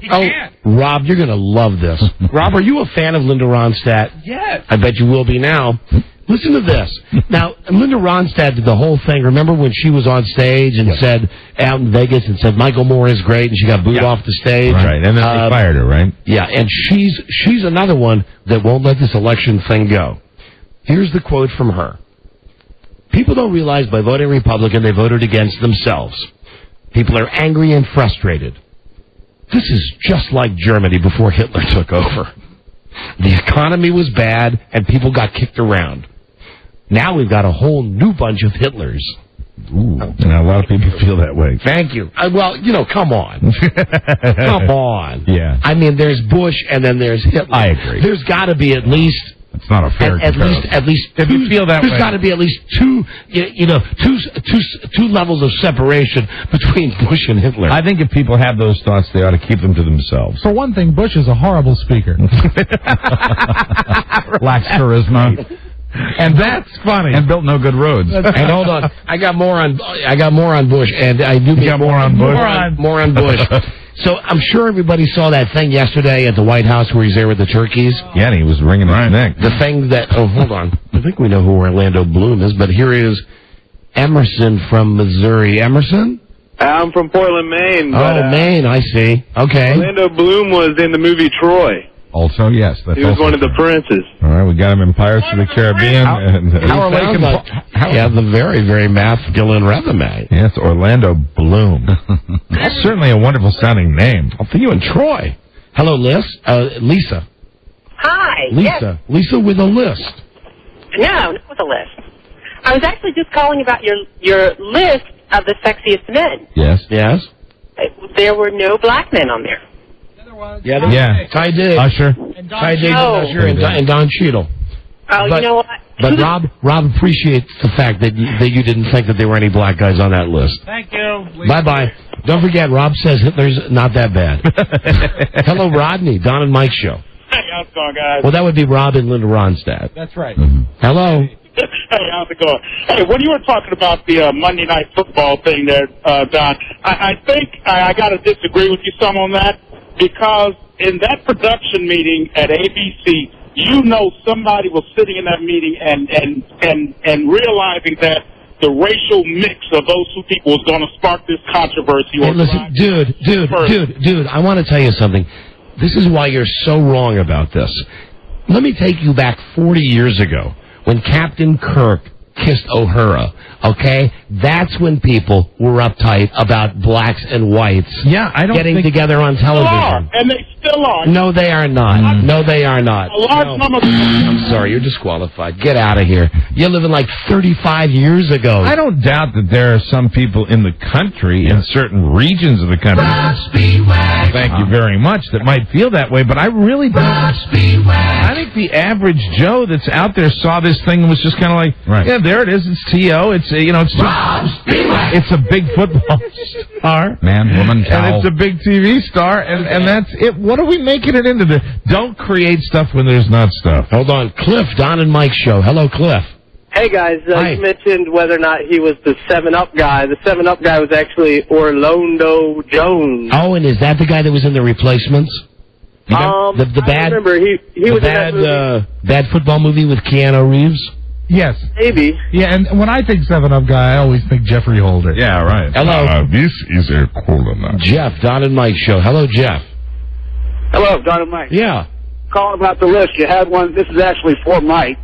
You had a list yesterday. You had one today. It's very scary, and I'm not kidding you this time. That was for me, guys. That's for you, Mike. That's lucky me, huh? I want you to know that's a demerit that Mike will not have to carry throughout the show. Thanks a lot, huh? Now when we do our Jeopardy bit, Mike will have to be extra double funny to get over this hump. I can't handle that pressure. Good luck, Mike. All right, see you, loser. Thank you, Buzz. Hold on. Oh, Bush, and I mentioned moron Bush. Yes. So yesterday he's there with these two turkeys. You see him grab that turkey's neck? I did, and he looked like he was not going to let go. No, he's just like, look at that, kill it. You did not see these on TV, and I'm not making these up. These were the jokes that George Bush told yesterday when he was with these two turkeys he pardoned. This will be fun. First, he pardoned the birds, spared their lives, and said, quote, "Now's really the time for healing." Okay. Here's his second joke.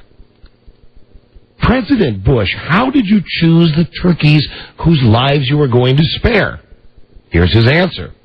"It was a close race. You might say it was neck and neck."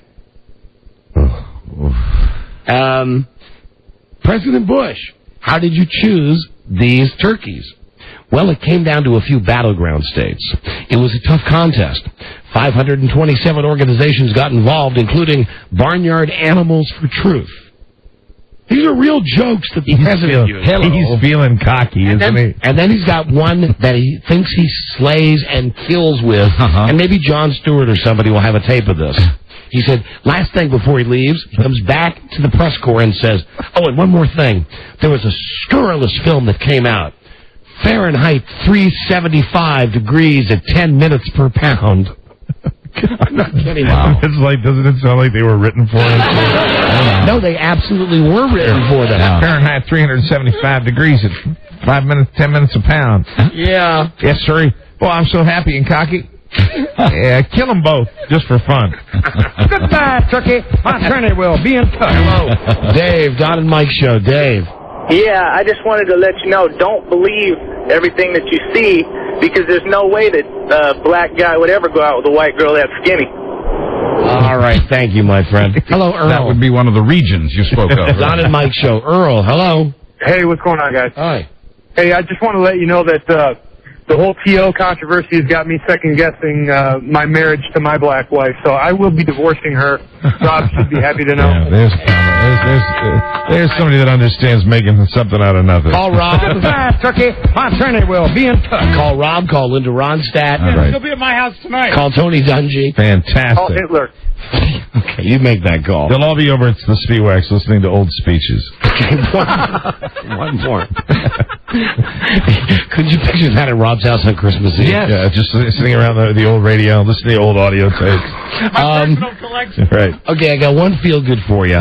And again, I have to say, it's not great because nobody dies. All right. Okay. But, having said that, yes, there's a farmer who bought a big prize-winning pig. And he had big plans to breed this pig. Okay. There was only one problem after he bought the pig. What? The pig is a big homo. Now, the farmer, who's 43, his name is Galen Dobrov. Galen. He is, that's almost like Gay Fokker. Ironic. From Meet the Fokker. Hi, Galen. So, he's suing the breeder who sold him the pig. He says it's a disgrace. All the pig was interested in was other male pigs for homosexual love. Oh, man. Now, he has a strong case.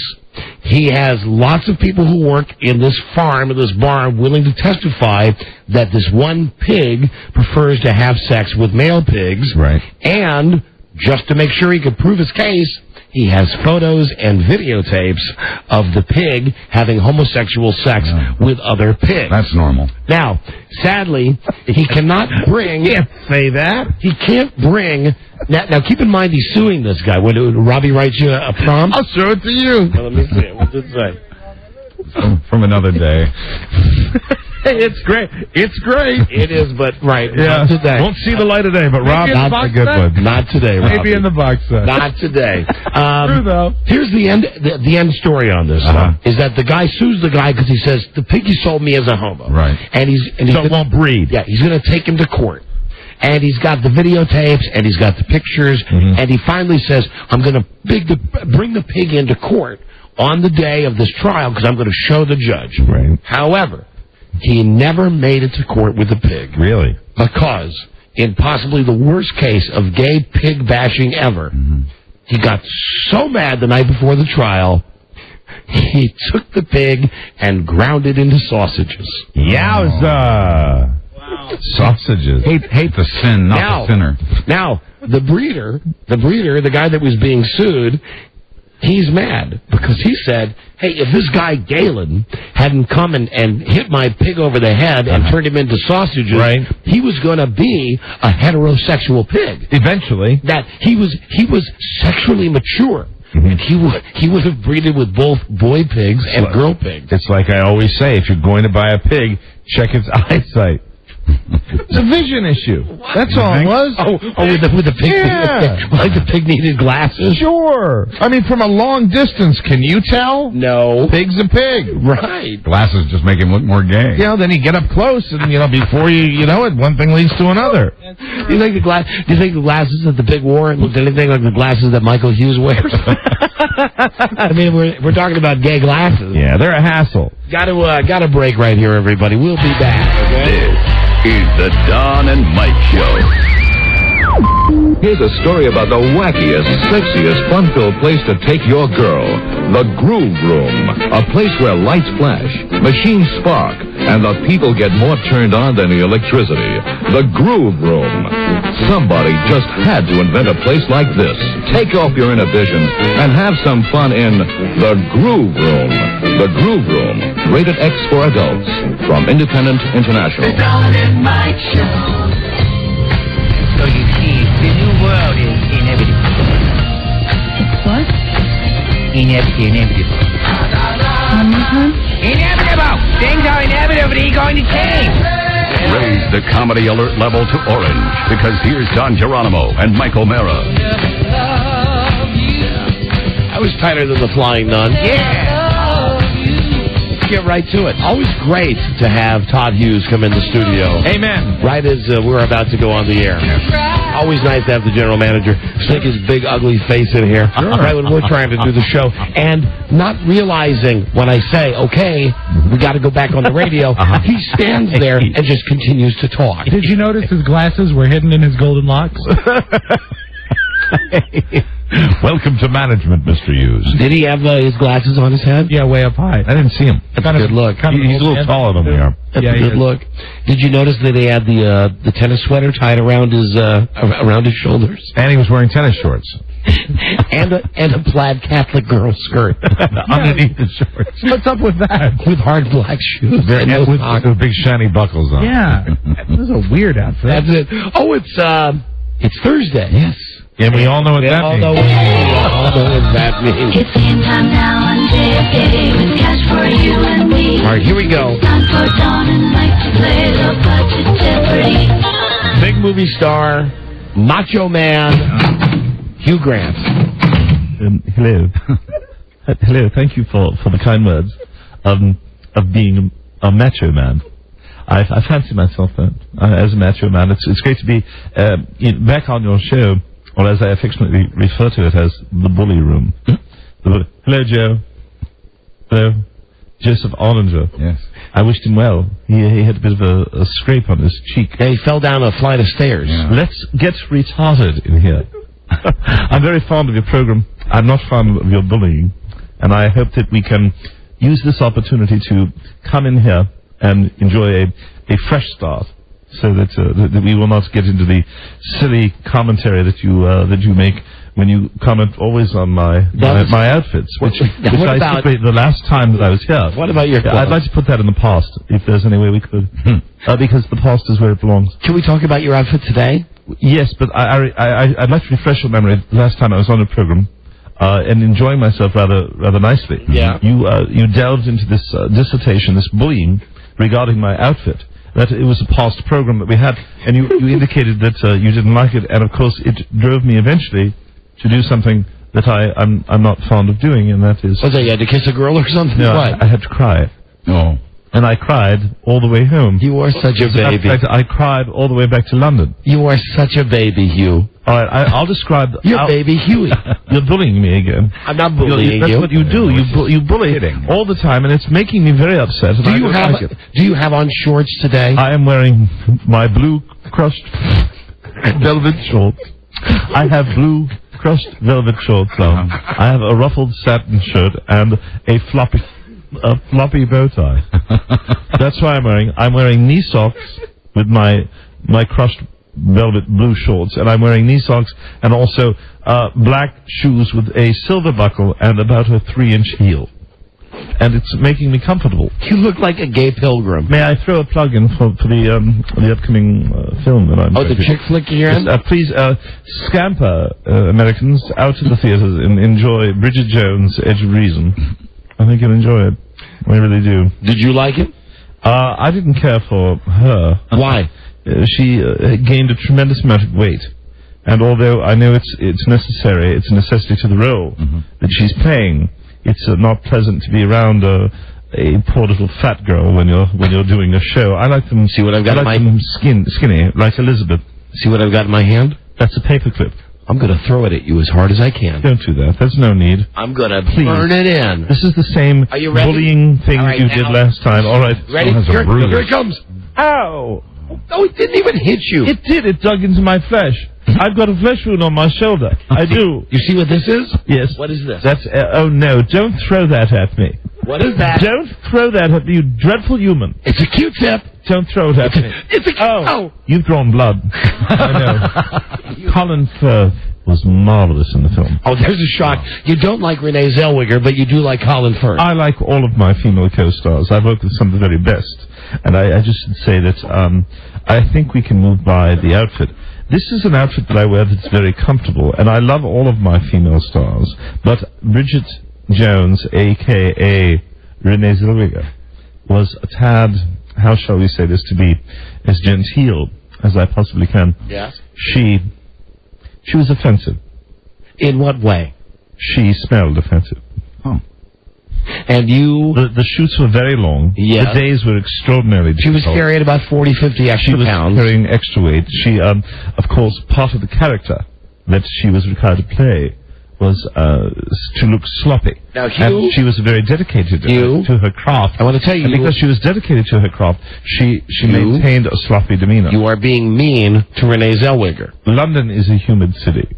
I should point that out. I want to say something to you now. I also have had a problem with odor before. As you could probably tell. Looking at me. I'm going to say something to you now because you said all of these awful things about Renee Zellweger. I'm not being awful, I'm being honest. There's a wide gulf. Hugh, I'm going to speak to you now. Yes. In a way you'll understand. Very good. You're a crappy movie star. You're a crappy movie star. You're just a girly man. Yeah. You're a big sissy. Na na na na na na. I suppose if you had a basketball, you'd throw it at my chest and say, "Are you going to cry?" You couldn't catch it. You couldn't catch it. You're gonna cry. You're gonna cry. Call your mommy. Call your mommy. You're going to... Okay. You did it. You succeeded. He's blubbering. Yes. I feel like Barbara Walters. Why have you done this to me again? I'm going to wear jeans next time. I told them they wouldn't like the shorts. You're a dreadful evil creature. You've made me cry. I can't stop crying. No, because you picked on me so badly. So badly. I want to cry until tomorrow. I want to cry through the night. I won't cease crying. What if we made you happy? I shall endeavor to cease this detestable boo-hooing. I'm so embarrassed. I feel like a tiny child. Okay. But I can't stop you calling me those names. I've got something that will cheer you up. It's a brand new copy of Glamour magazine. Oh. Oh, jolly good. May I thumb through it? Yes, here you go. Take a look. Cheered him right up. Oh, look at that. That's a lovely Oh, that's dreadful. He's all better now. I'm sorry, I'm not paying attention to the interview. Oh, thank you. May I keep? Yes. Oh, yes, cuddles. keep it. Cuddles. Keep it. Cuddles and cockles. Keep it so. Cuddles and cockles for the Glamour magazine. Thank you very much. I'd like to mention Bridget Jones, Edge of Reason, starring Hugh Grant. Look forward. Oh, look, a meringue dessert cup. That's lovely. Fantastic. Marzipan. Can I get you likes marzipan? Can I get you anything to drink? Jack and Coke, maybe some. What kind of whiskey do we have straight up? We have Maker's Mark. Maker's Mark. Although at least evening time, when it would normally be appropriate for one to have a cocktail. Yes. I was wondering if you could perhaps whip something special up. Sure. What would you like, Hugh? I'd like a brandy Alexander. With extra cream. Is that possible? Brandy And could you Alexander. put extra cherries on it? That's a girl's drink. Pardon me? That is a girl's drink. It absolutely is not. Yes, it is. It is not a girl's drink. What? Well, listen to the name of it. Brandy Alexander. Brandy. Mm-hmm. I love brandy and I love ice cream. And it's a combination of both, and it's rather tasty, and it makes me a tad tipsy. What if we were to... All right, if you must insist, I'll have a Zima and club soda. Thank you so much. Could I have that? No, all you can have... Actually, I'd like a Red Bull and vodka. Well, that's really... I think that might be Mike talking now. Just kidding. No, I'd really like a brandy Alexander, and I want it now. And I'm putting my hard-buckled shoe down. Listen. I'd like one now. Listen, you yelled at me. You see this? Yes. What is that? That's a paperclip. Don't... Ow! Oh.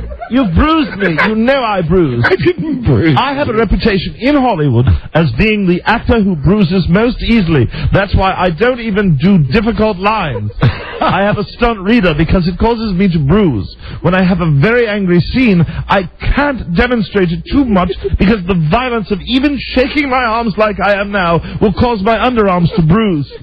Severely. And I'll look like a terrible, evil banana. I haven't a single body hair, and I'm not happy. I'd like a brandy Alexander, and I'd like some finger sandwiches, and I'd like them post-haste. All right, can we get him his fruity drink and some finger sandwiches? And get him some of his retarded English finger sandwiches. And I'd like the finger sandwiches toasted, toast points with thin slices of whatever lunch meat you happen to have, but not bologna. I don't wish to have bologna. Simply ham or turkey would be acceptable. And, of course, if there's a chance, I'd like cucumber with watercress on my sandwiches. Of course. Because it makes them extra crunchy. And they go very nicely with my brandy Alexander or my Zima and club soda. You know, we have somebody new on the show since the last time you were here. Who would that be? Have you met Beth Ann McBride? I have not. Well, listen. Love to, though. She's delightful. I think you'll like her. Nice. She wears Christmas sweaters year-round. Oh, dear. Hello? Oh, no. Hey, B.A., this is, Hello, Beth Ann. This is, Hugh Grant. Hugh Grant. I understand you wear Christmas sweaters year-round. I'm sorry, what? You wear Christmas sweaters year-round. Well, Christmas shirts. Yes. Are you in the building? Yeah. I'd like to see you. Could you come to me, please? I will. Hold a second. Thank you. Bye-bye. I'll be the judge of whether those are inappropriate outfits or not. All right. There's a lot funnier show happening off the air than on the air right now. Oh, thank you. No, right, very good. Now let me say. I didn't mean that. Oh, no. No, what? What's wrong? What's wrong? What's wrong? Look at her. Why not? You're wearing denim. She's beautiful. She's very attractive, but unfortunately she's wearing a totally inappropriate frock. She needs to wear... Where are the skirts in America these days? You're all wearing pants. Yeah. Why must you always wear pants? Well, you could wear culottes like I do. Right. Yes. I would like you to wear something. I'm going to send you something. I'm going to send you a skirt from the finest designer. Well, that would be nice. And I have a great deep pocket, and I will be able to take care of that. Why aren't you looking at me? Look me in the eye. What is the matter? Why are you laughing at me? I've got an idea. I'm Look hurt at his already. outfit. He has hurt me already, and now you're laughing. I've got an idea. And you are too. Yes, well, a little. And what is that you're wearing? That's a ghastly white sweater. Well, it's just a white sweater. It's all of 1970. I'm so upset right now, but I'm cramping. How about arm wrestling right now? Hugh Grant against Beth Ann McBride. Gladly. I think I have no upper body strength. I do. Okay. I think we're going to win this one. Okay. Here we go. Hold on. Let me get my... She's going to... There we go. Okay. Here we go. Okay. Now, I'm excited about this one. Okay. I'm feeling good about this athletic competition. I'm feeling good about this one. Okay. Now, Beth Ann, don't squeeze his hand too tight. All right. You going to give us the 3 count? Ow! What the... Ow! What happened? There's no need to squeeze, darling. I barely touched your hand. Give us the 3 count. Okay. Okay. 3, 2, 1, go. Hugh Grant is down on the floor. Hugh Grant is on the studio floor. He's on the floor. Rob, can you help him up? No, don't touch me, you horrid little lamb. Get away from me, you horrid little lamb. I don't want to talk to you or see you any longer. Okay, bye. I've broken something. He's hurt. Hugh Grant. Call the ambulance. You didn't break anything. Rob, can you Call help the carriage. Hugh Grant? Call the carriage. Call the carriage. I must be away. Call the carriage.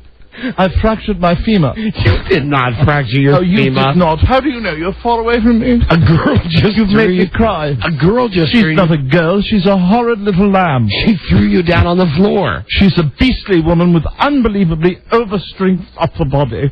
She called the medicinal carriage. I wish to see the doctor. Get your ass back up in the chair. Call Dr. Jekyll. Get your ass back up. You must get him before he turns into Mr. Hyde. Climb back up there, Hugh. Oh, what a horrid girl. I wish never to speak with her again. Probably for the best. She's terrible. I require a pain tonic now. Bring me some leeches. I wish to have leeches. You want leeches? I need a good bleeding. Help me. You want the leeches? Transport. I've got a lot of period pieces. I always enjoy that, period pieces. Do you want the leeches brought in your carriage? Yes, in the carriage. In a wooden bowl. Oh, I'm just terribly upset right now. Mm-hmm. She's wretched. What a wretched creature that was.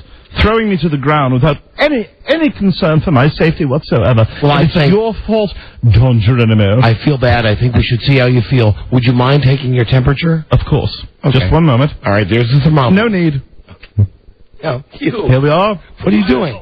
No need for you to dwell on that. You asked me to take my temperature. That's what I'm doing. Where'd the thermometer go? No need for a thermometer. I don't see it in your mouth. I am 98.7. Oh, put that down. Call a Bobby and arrest that trollop. She assaulted me, and we were simply playing a little hand game. It was arm wrestling. I'm familiar with your American arm wrestling, and what she did was throw me to the ground. Dreadful. She's dreadful. She's wretched. She's a beastress. And you just took your own temperature. I did indeed. Of course, no need to roll your eyes at me. I'm a perfect 98.7. I can always tell with this hand. Everything's wonderful. It It's terrific. I have a gift of that. I come from a long line of grants who are in the medical profession. I'm actually able to gauge the temperature by my own touch, my sense of touch. Hey, Hugh. Yes. Hey, See what I've got here? That's a paper. You're not going to do that to me, no. Oh, dear. Swatting it up into a ball. You're going to throw that out? Yeah. No. Fake you out. Oh. Fake you out. No! Now what? Now what? It hit me with such force that I believe that you bruised my heart. My grandpapa was an apothecary.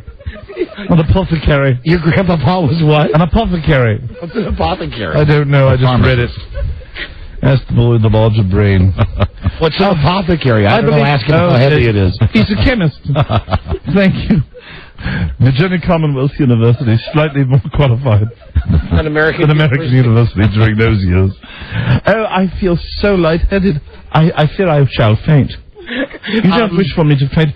I've asked for a carriage, a brandy Alexander, finger sandwiches, toast points. That's all I require. That's all I require. Here you've made me act like a baby. You've made me act like a little baby. And when you threw your bowled up piece of paper, it whisked by my throat, opening, I believe, a vein. I don't think it opened a vein. I believe it's a rather severe paper cut. May we put this all in the pot? No. Yeah, okay, we can put this in the pot. If you can find it in your heart to bring me back into the fold without continuously mocking me, I will and will forever be yours. Okay, well, then I also require puckles, bangers, and mash. We need two people. Very good. To play Low Budget Jeopardy right now. We have no champion. Phone number is 877-365-3636. Is there anything we can get you to make you feel better? If you're unable to adhere to any of my demands, simply bring me a plate of chips. A plate of chips. A plate of chips. Like Lay's potato chips, Doritos. You don't make this thing sexual. I simply want a plate of chips. I asked you if you wanted Lay's potato chips. What are the brand names? I don't know. Everything is about branding in America. I simply require some fried potatoes. Okay, we'll get some. Okay, right. Preferably fresh with malt vinegar. Thank you. You Yanks call them fries.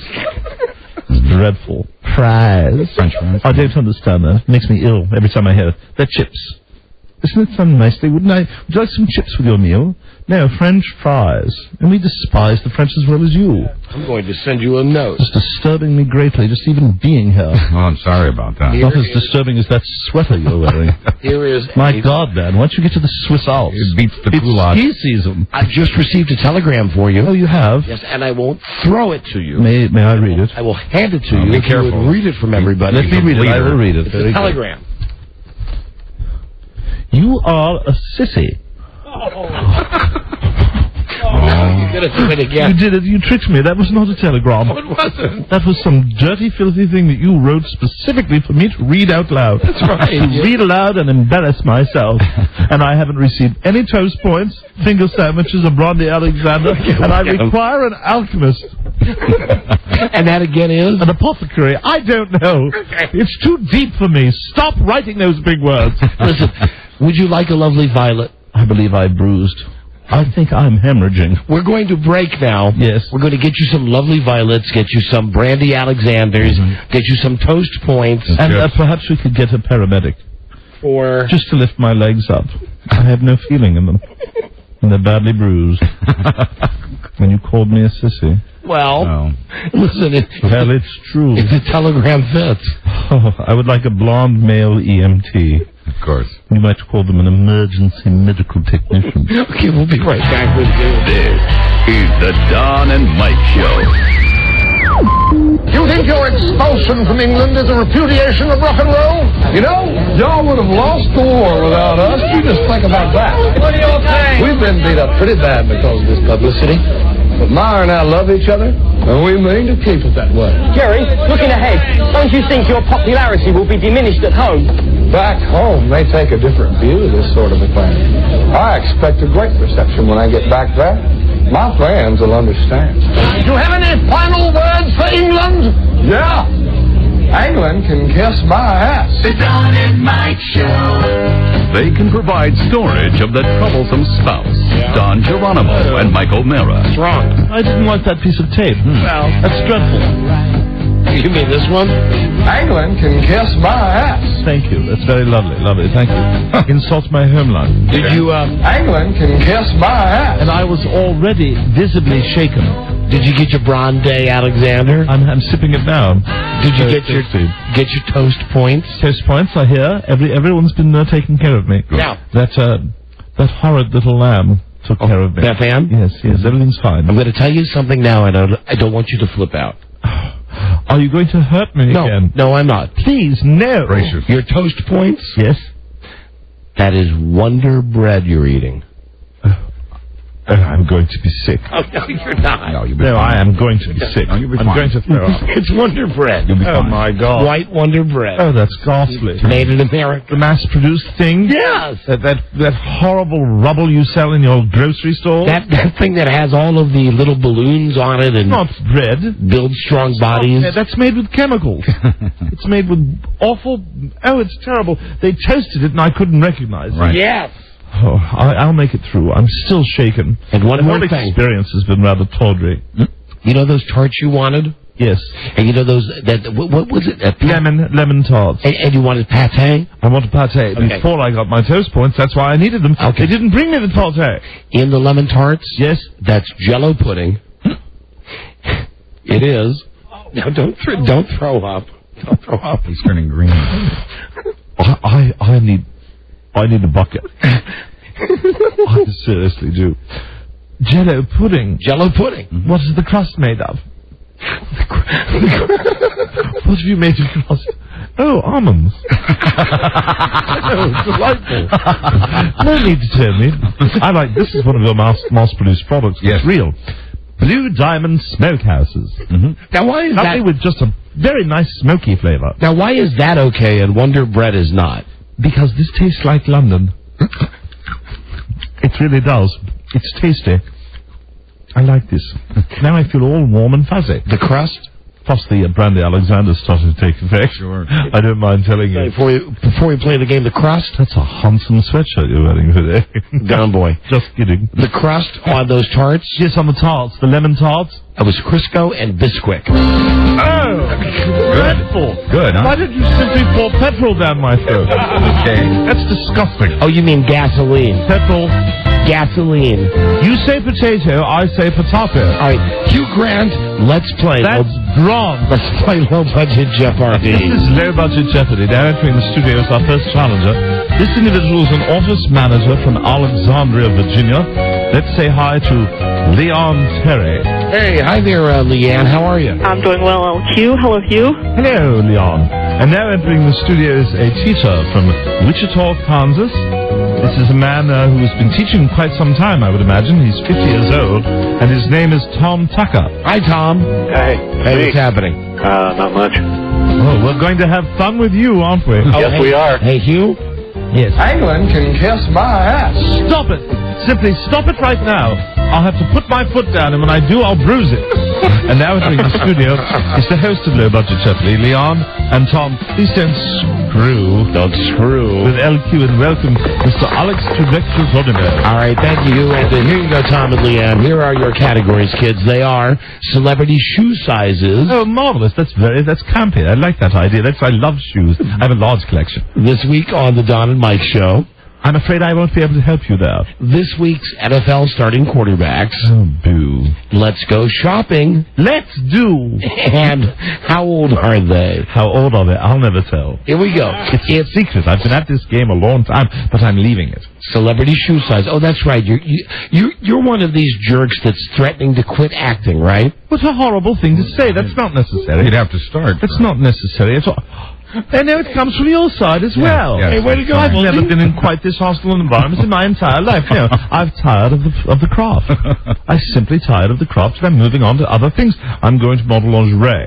Let me just mention, the categories are celebrity shoe sizes. Bravo. This week on the Don and Mike Show. Uh-huh. Starting NFL quarterbacks. Lovely. Let's go shopping. Let's do. How old are they? How old are they?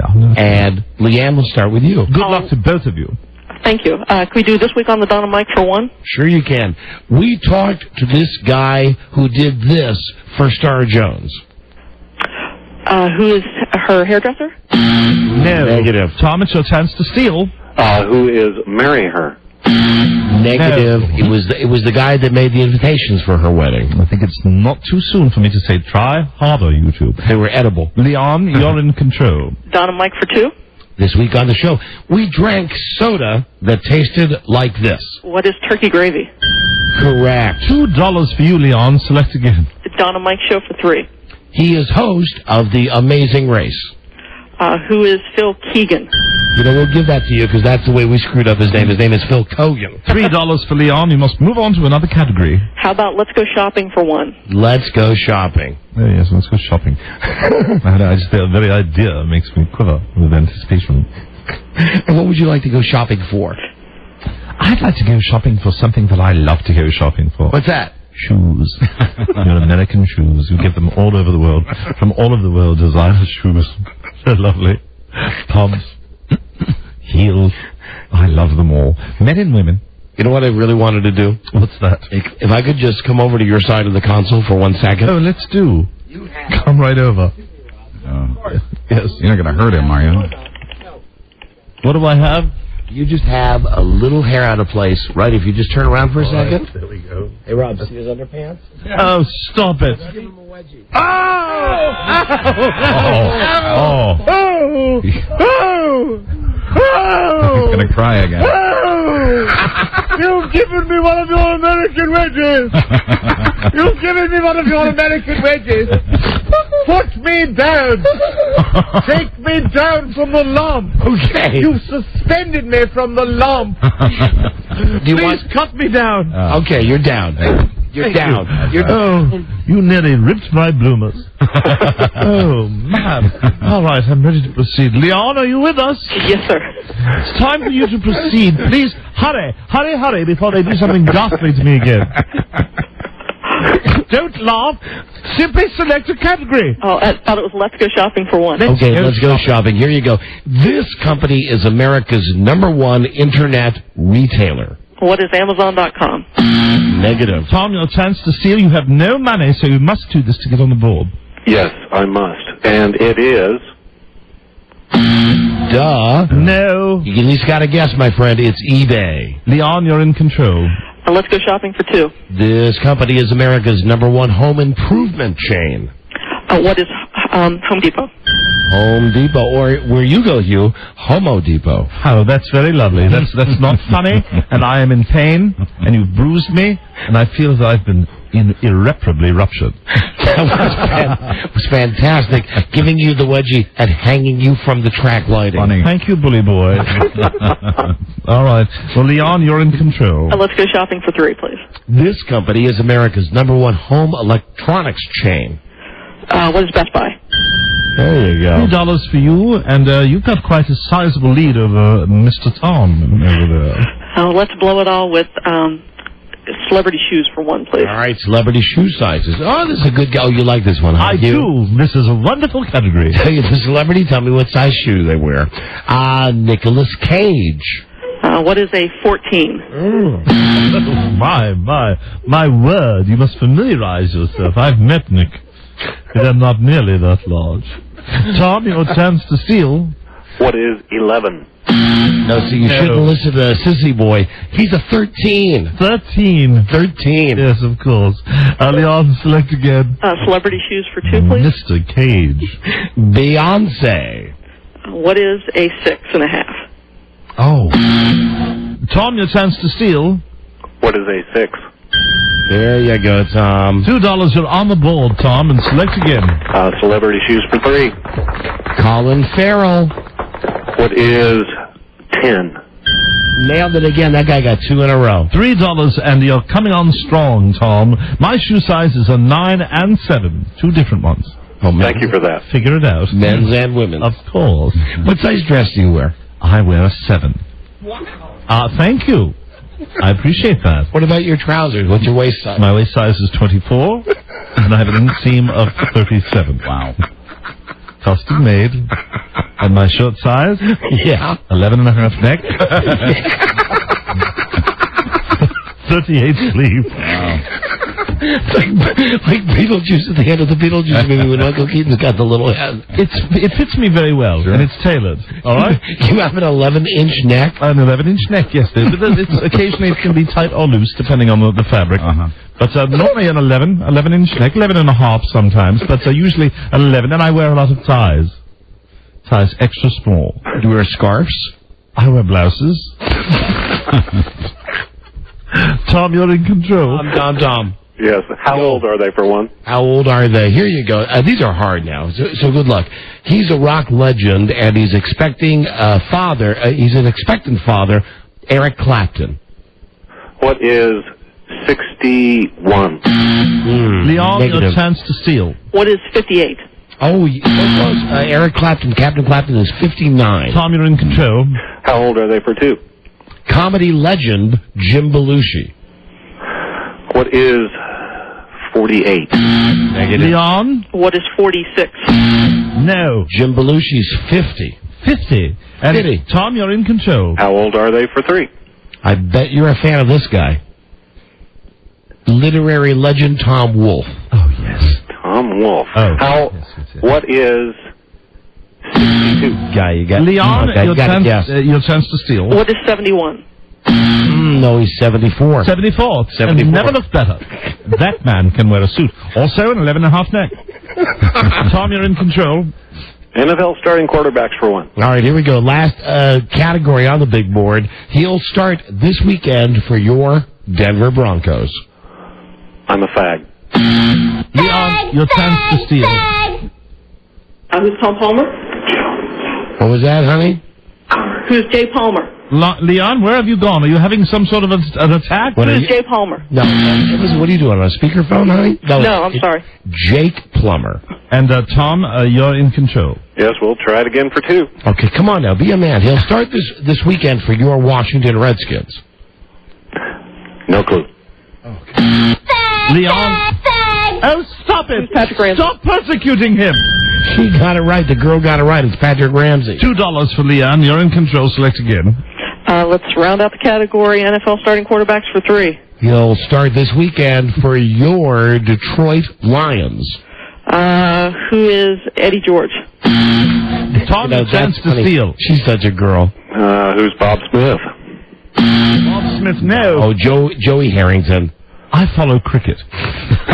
Leon, you're in control. Oh, that's it. We're done. Oh, we're done. Yes, that's it. We're done. Oh, joy, oh, rapture. We're finished with the game. And who's got what here, pretty boy? Leon finishes with $11, and Tom, our teacher from Kansas, finishes with $5, both very much in the running. You know, the whole time you've been on the show, her name is Leanne. It sounds like you're saying Leon. No, it's Leon. No, see, it sounds like you're saying Leon. Travel down this dreary road again. Yes. I'm simply pronouncing her name as it was meant to be pronounced. We had a queen on, and that's the way it's pronounced. There is a Lee and an on. It's quite simple. There's no need for the tutorial, is there? It's Leanne. Leanne. Thank you for Americanizing it for us. My God. And guys, here's your category. Dreadful. On Final Low Budget Jeopardy. Good luck. And the category is it's really healthy here. Okay, here's your category. It's really healthy here. And here's the answer. A new United States study shows in 2003 this was America's healthiest state. Meaning they had the fewest colds, flu, death, and serious illness. This state starts with the letter M. Okay? It's a healthy state, America's healthiest state last year, and your hint is it starts with the letter M. Don't forget to answer the form of question, and good luck. All contestants on Low Budget Jeopardy will receive a selection of Hugh Grant veneers. That's right. You know, being from England, most of my adult teeth rotted and crumbled before my 13th birthday. When I chose a career in the theater, I couldn't get work with such a gummy smile. That's why a team of dentists came up with these beautiful Hugh Grant veneers. And I have them now, and you can have them too. They're made of English porcelain and just a hint of plastic for strength to cover up even the most hideously rotted choppers. Now back to Final Low Budget Jeopardy with Alex Trebek-Geronimo. So you got the fake teepers. Oh, if I pulled these off, you'd be truly offended. Simply by the smell. Let me ask you about your teeth. Please do. Did you get men's teeth or women's teeth? A little of both. The front two are men, and if you'll notice in all of my films, the two on either side are actually female teeth. Wow. Modeled after a great smile of Ava Gardner. Thank you for asking. Who do we want to talk to first? I believe we go to Tom Tucker of Wichita. Tom, it's a state that starts with the letter M, and last year it was America's healthiest state. Giving it a shot, what is Montana? No, I'm sorry that knocks you down to 0, Tom. Negative. That means Leanne, or as Hugh would say, Leon. Leon. You're the winner if you've got the right answer. What is Minnesota? Winner! And that means Leon Terry, you of Alexandria, you are our Low Budget Jeopardy champion. Woohoo! Ain't that something? And you know what? The other guy, I might have hung up on him. I don't know what happened to him. He's gone. He's gone. He's left the building. We'll get him back, though. Very good. And that means, Leanne, you win money, and we'll have prizes for the other guy. Now here is the very pretty Hugh Grant to tell you what you want. Hugh. Leon Terry, here is your total. We double your score to $22. We throw in a bonus of $25 for a total of $47 American dollars for you to take home. Woohoo! Hold on, let me see what. Right? Let me see if I found it. £23. Bravo, Leon. Let's see if we have Tom. Tom? Yes. Yeah, there he is. Sorry about that. My fault. My apologies. No problem. Don't go away mad. Just go away. Here's Hugh. Hugh? Mr. Tucker, you've won a WDCA UPN WWE Smackdown Toughy Knock Challenge Pack. That's violent terminology. Complete with a digital video player, the DVD collection of the rise and fall of ECW, and more. Watch WWE's live on pay-per-view presentation of Armageddon on Sunday, December 14th. I'm kidding, it's Armageddon. I know how to pronounce that. December 14th. Congratulations, Tom. Thanks so much for being there and playing the game. I'm extremely immersed in it. That's wonderful. Thank you, Tom. And Leon, thank you as well. Thank you, LQ. And I should point out to you, Leon, your cash is equivalent to £16, 8 shillings and 3 pence. Oh, my pardon. My pleasure. No problem at all. Hold on. All right, let's go to the bad sweater. Hold on. Now, wait a minute. You're there wearing an outfit that Buster Brown would throw up. I stand by my crushed velvet blue short pants. And Buzz has what appears to be a very nice American sweater. Yeah, metrosexual type sweater. It's got some. It's got a hideous design on it. I like the pattern on that sweater. I only care for cable knit. That's all I care for. Cable knit and tweed. It looks like he's a walking wedding cake. Truly does. Potatoes. In a world where owning a radio was strictly forbidden, one man found a way to bring good news to his people. Buzz did it all. He made it up. The well-dressed Buzz. Thank you. Buzz, what is your lead story on news and comments today? Today, another day in prison for Martha Stewart, sweeping out cells and making millions. Oh, I should say to her, chin up. Keep up the good work. She's lovely. And she's so put upon. She'll be fine. Martha Stewart, I miss her. Indeed I do. Don't throw anything. Oh, you've hit me with a Q-tip. And now I will definitely have a bruise. Stay tuned for news and comments. Coming up on the Don and Mike Show. The Don and Mike Show. It's coming up next. Yes, and it's very overly violent. Hugh, I must take my leave. Always remember, never forget, low budget Jeopardy's parents of corn, carpet, blah, blah, blah. And that was very professional. Ta-ta. We'll be back. Yeah. Hugh? He's outside the door. You going to play the game with the door again? Hello? I understand someone summoned me. This is the Don and Mike Show. That friggin' door. What's the word from Planet Crackpot? The Don and Mike Show. What's the word from Planet Crackpot? Nobody is better at being humble. Nobody. Right. The Don and Mike Show. The greatest. What's the word from Planet Crackpot? Time for Buzz's News, brought to you by Veramax, the world's #1 sexual pleasure. Someone called for a doctor? Come on. And performance enhancer, doctor developed, clinically tested. Call 1-888-TRY VMAX. Want to also mention DonandMikeWebsite.com is up. Go to the store.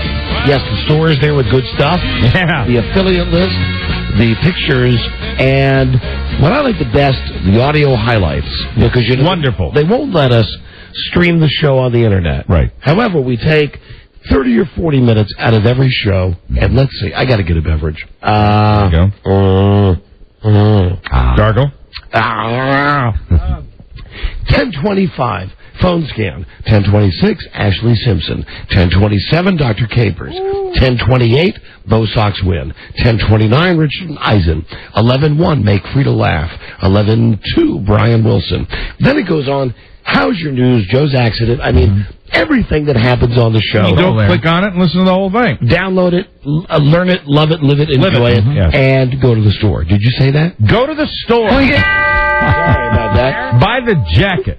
Yeah, there. Thanks, Mike. Hi, Buzz. Hi, Don and Mike. Hi there. Well, for disgraced domestic diva Martha Stewart, it was just another day behind bars, sweeping out cells, eating her prison lunch, and then spending the afternoon in her own cell making nearly $33 million.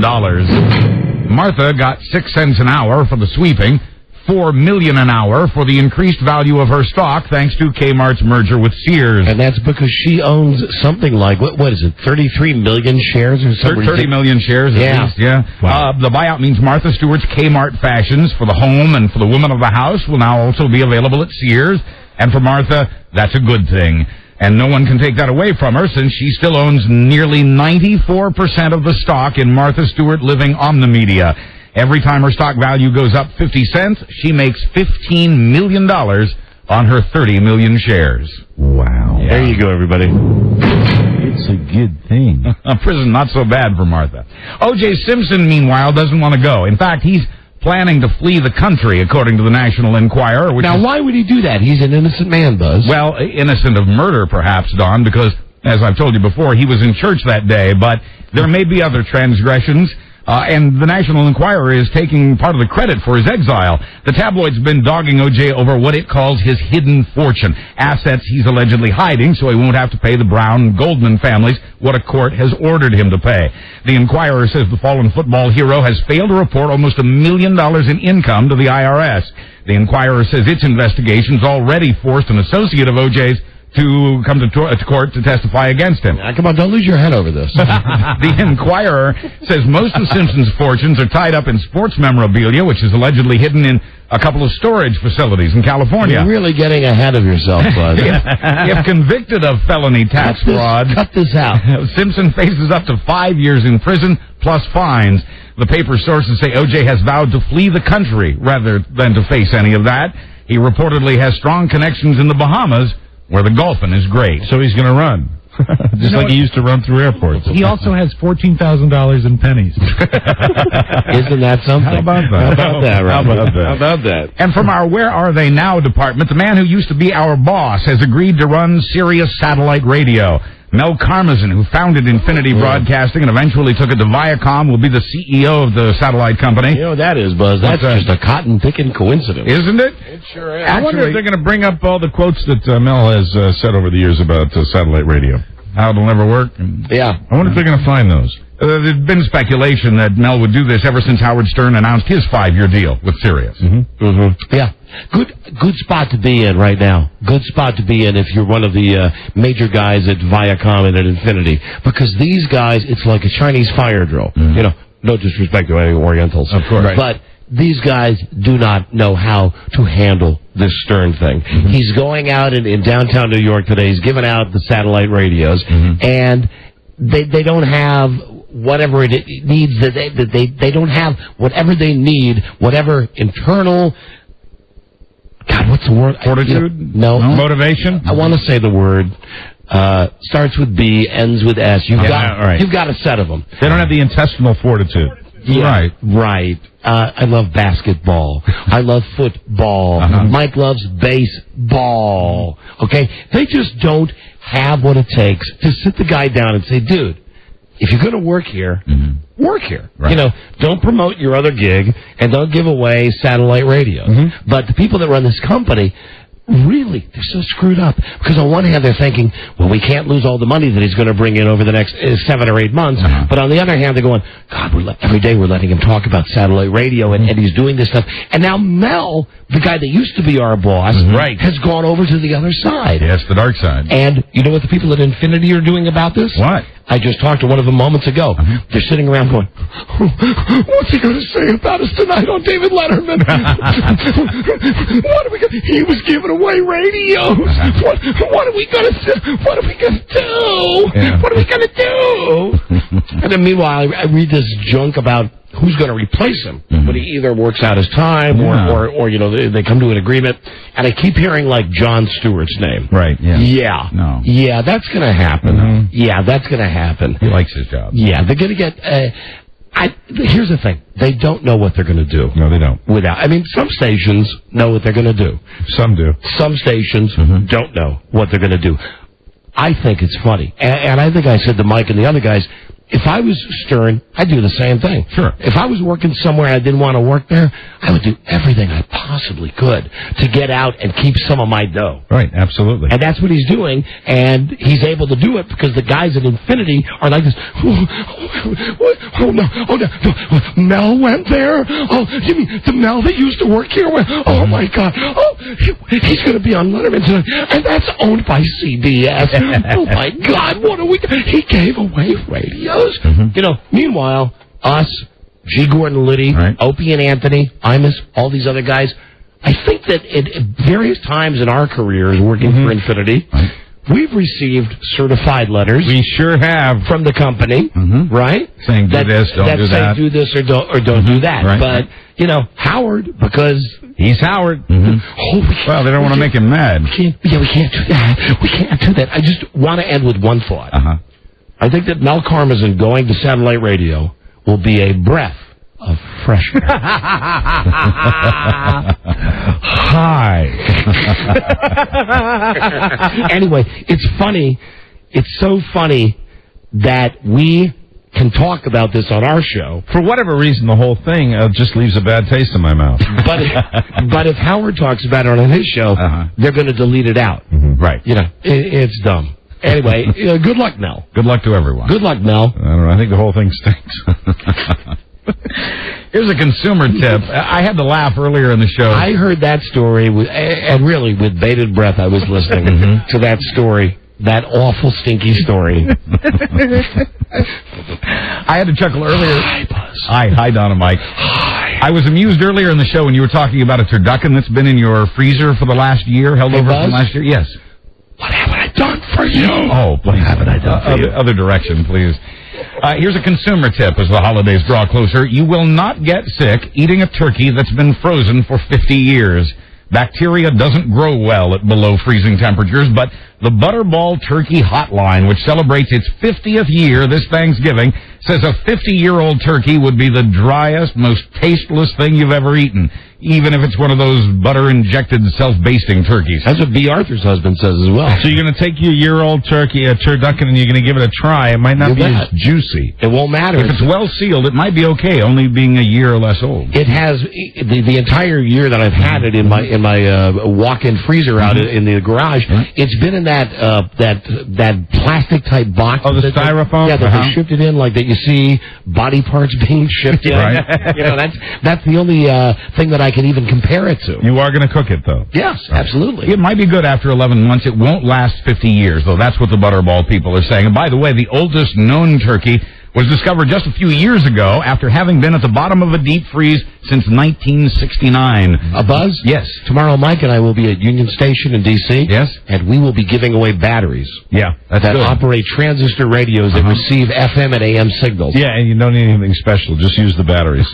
On us. We're crazy, out of control like that. Now, do you think the Infinity guys are going, oh, my God, get away first. What are they doing? No, with us, you know what it would be? They'd call us up right away. Stop it. Hey, dumbass, don't do that. Help!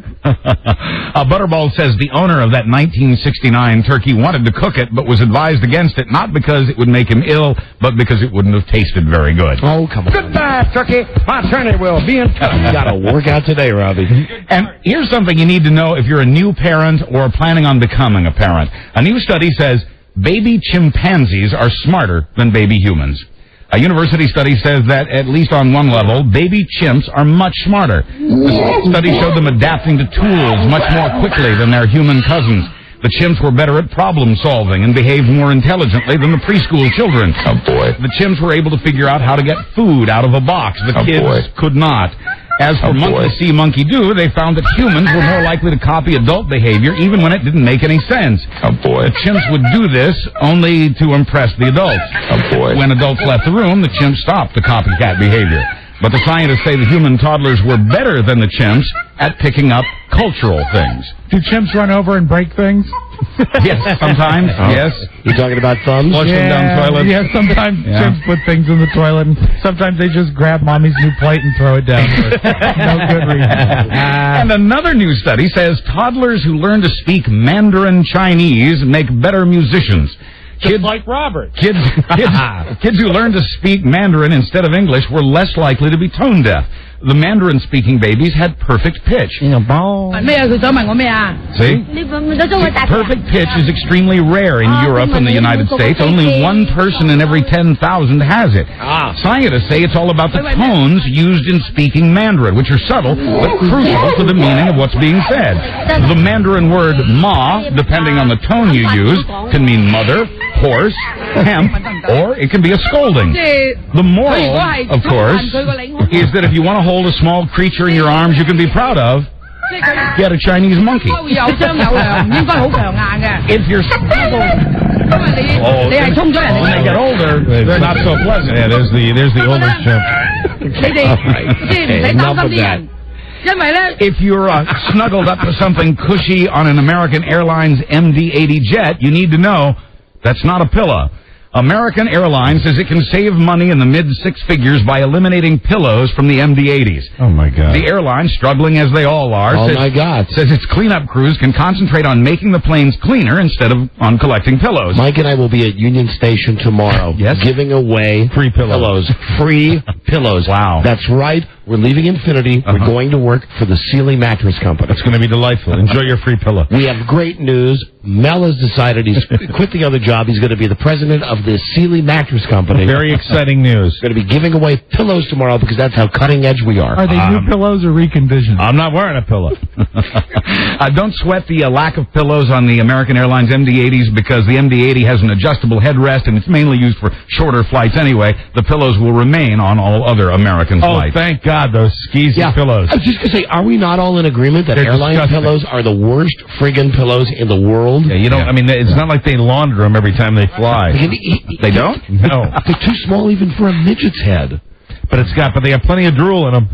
Perfect for a chimp. Oh, and they've got those pillowcase covers. Yeah, the little blue ones that look like paper. Yeah, that really looks like the stuff that gauze comes wrapped in. Exactly right? what like it you is. get a product It's from paper Johnson cloth. & Johnson. Right, Yes. yeah, exactly. Absolutely. Recently, Sharper Image sued Consumer Reports magazine over a bad review of one of Sharper Image's products.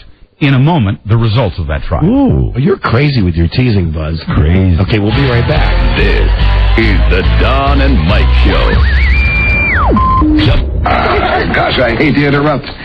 It's all been so incredibly fascinating and entertaining and instructive. Really, the time has just flown by. The Don and Mike Show. Oh, Expect a miracle every day on the Don and Mike Show. And this just in tonight on Ron and Fez, they're going to announce they're going to be down at Union Station tomorrow in D.C. What are they handing out? Midgets. Hey, how about that? Only because wasn't that their word of the day you screwed up the other day? Yeah, I've run it twice. I might run it again tonight. Stay tuned.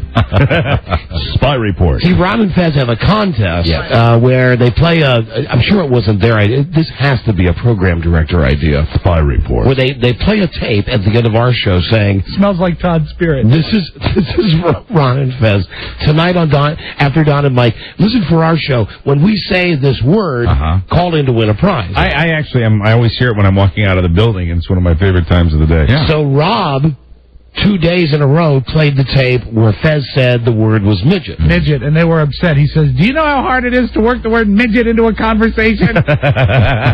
So Ron and Fez will be at Union Station tomorrow handing out midgets. That's right. Then the next day they'll be handing out secret words. And now here's Buzz. Hi, Don and Mike. When Sharper Image read that Consumer Reports really didn't like its ionizer air cleaner very much, Sharper Image sued Consumer Reports. A judge has ruled Consumer Reports was right. It's not a very good air cleaner. Sharper. And with that, he threw Sharper Image's lawsuit out of court. And the magazine reported that the Ionic Breeze doesn't work very well. Sharper Image says Consumer Reports didn't test it correctly. Oh, Buzz? Yes? Tomorrow, Rob and Beth Ann will be out handing out air cleaners. And Joe will be the next day. Joe will be down at the local bus station handing out scabs.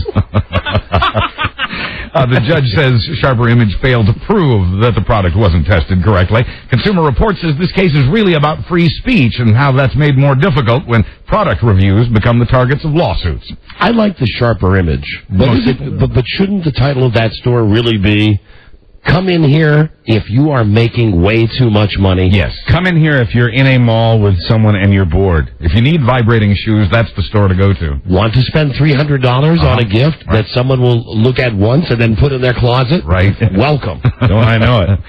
A trusted name in computer... all right. Is this going to get back to Slam Man? Slam Man. Is that where you got Slam Man? Sorry, I brought it up. I forgot about that. Image product. Forgot about that. Yes, sir. Yes, sir. Yeah, boy. A trusted name in computer... Mike O'Mara, you're grounded. Thank you, Alan Dick.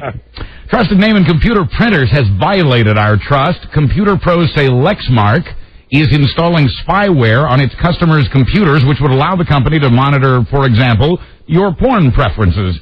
The computer group says Lexmark's been using undocumented software that monitors the use of its printers and silently reports back to a company website.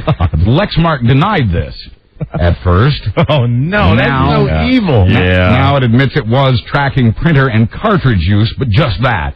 Lexmark says it's impossible to identify anyone through its spyware although it does have your printer's serial number. Hey, did you hear what's going on here? This is not a gag. Why? You know, we have like 8,000 computers now in the studio. Right. And one of the main computers that we have is something called MediaTouch that runs all of the commercials off computer. It's the new stuff that we got put in here to get to make it more efficient. MediaTouch crashed yesterday. Oh, no. And the reason is somebody at the station, I don't want to say it's Travis because I don't know. No, we don't know. But this is true, I swear to God. The reason MediaTouch crashed is because people were downloading and watching porn on the MediaTouch computer. Oh, my God. Now, we've got like 8,000 different harebrained computer systems. Why the hell did they use the MediaTouch one? Because porn is media that involves touching. Very good, Buzz. And they're the biggest monitors, the best monitors, and they're the computers that work the fastest. There you go. Do you think it's because it was on a touch screen? That's gross. Anyway, True, though. that's true. And how long was MediaTouch down? They had to restart the whole thing, but when they shut everything down, that pretty much takes us off the air. So once again, sorry, it's pornography. Yeah. Right. It's pornography. Oh, leave the boys alone. Caused MediaTouch to go down. When the video recorder known as TiVo came out, when TiVo came out... That was a joke, Buzz. I Yes, get it was. jokes. Yeah, when TiVo came out in 1999, viewers were thrilled to be able to skip commercials more easily than ever before. TiVo's slogan back then was TV Your Way. Right. But behind the scenes, TiVo was trying to make friends with the people who run the commercials. And starting in March of next year, TiVo viewers will see pop-up ads every time they try to skip TV commercials. The pop-ups give the viewer a chance to order the item they see advertised in the pop-up, or enter a contest, or anything else. You're kidding. Put them on a contact list. Hold on. Here's the thing. Buzz hates TiVo. I'm reporting facts. He likes replay TV. Buzz hates the government or anybody looking at anything you have. This is no different than when you're watching a show and it says, want to record the show? Right. Press thumbs up or thumbs down. Right. It's the same thing, right? Will it slow down my skipping through commercials? No, I don't think so. I think you'll skip at the same speed, but you'll just have to, erase or escape from the pop-up that appears on the screen. And Buzz Burbank, incidentally, will be at Union Station tomorrow giving away TiVos. Because that's how crazy he is, how out of control he is. And then he's going on the You do hate TiVo, don't you? No, I don't. I just prefer the other brand, Replay, or Panasonic Showstopper, which is a Replay product. And then because they don't spy on their customers. Then he's going on the Letterman show. And how do you know they don't spy on you? I just know. Aren't they all made by the Japanese? Well, okay. Thank you. TiVo's always tracked its customers' viewing habits and forwarded that information to networks and advertisers. Other companies, as you know, also make this type of recorder, and they don't collect that information. Don't forget their slogan. Yes? We are not men, we are TiVo. We are TiVo. Because that was Devo. BB not men, we are TiVo. Yes, it was. In sports, Dallas Mavericks owner Mark Cuban has been fined again by the NBA. He's a fan of the show. He's a fan of the show. We love you, Mark. Good guy. We admire this guy, but he's been fined again by the league, this time for blogging. Blog is short for weblog or internet diary. The entry that got him fined, written by Cuban himself, not an assistant, speculated the league's opening night on Election Day would get no TV coverage because of all the political news. The NBA didn't like that and hit Cuban with yet another in an endless series of fines. Well, he's right. Yeah. Just like he was right about the COVID It's a thing. free country. You should be able to say whatever he wants on the internet. Hello? Hey. Everybody else does. Call your boyfriend. Maybe you can get him on next week. Okay. Okay. Bye. Do you still email him all the time? Hello? She's already contacted Like the wind, she is gone. She's gone, but Beth Ann's got that email thing going with Mark Cuban. Yeah. She's writing now, furiously. Finally, for years, decades, maybe even generations, they've had a homecoming tradition at a tiny school district in Texas. It was called Twerp Day. Twerp, T-W-I-R-P, stood for The Woman Is Requested to Pay. Oh, twerp. Yeah, twerp. Like you twerp. Yeah, only this stood for something. The woman is requested to pay. Not like half the people walking around here. Hey, twerp. Twerps. The schools of Spurgeon, Texas allowed boys to come to school dressed as girls and vice versa on this special day. Like I said, this has gone on for decades. It was a chance for the girls to open doors for the boys, to buy them sodas and to ask them on dates. But after years without a single complaint, the event has been canceled this year. Why? Because now suddenly the event has You always can have a table waiting for you at Hank's Look Around Cafe. That machine just went off by itself, Mike. I don't know the significance of that. There was no significance. It went off by itself. All right, you saw me that one night, didn't you? Twerp Day has been canceled at Texas schools this year because now suddenly the event has been labeled as too gay. Quoting one conservative woman, one parent, It's like experimenting with drugs. You just keep playing with it, and it becomes customary. Want to get high? If it's okay to dress like a girl today, then why is it not okay in the future? She says. Oh, God. Exactly, Mrs. Davies. Just too gay. Why isn't it? I'm Buzz Burbank on the Don and Mike Show. Thank you, Buzz. Oh, man. Yeah, boy. That's it. We got to go. We will see you tomorrow with a new episode. Don't forget, for all information on this show, it's www.donandmikewebsite.com. Ron and Fez are coming up next on WJFK on Live 105 and on the Buzz in Tampa Bay.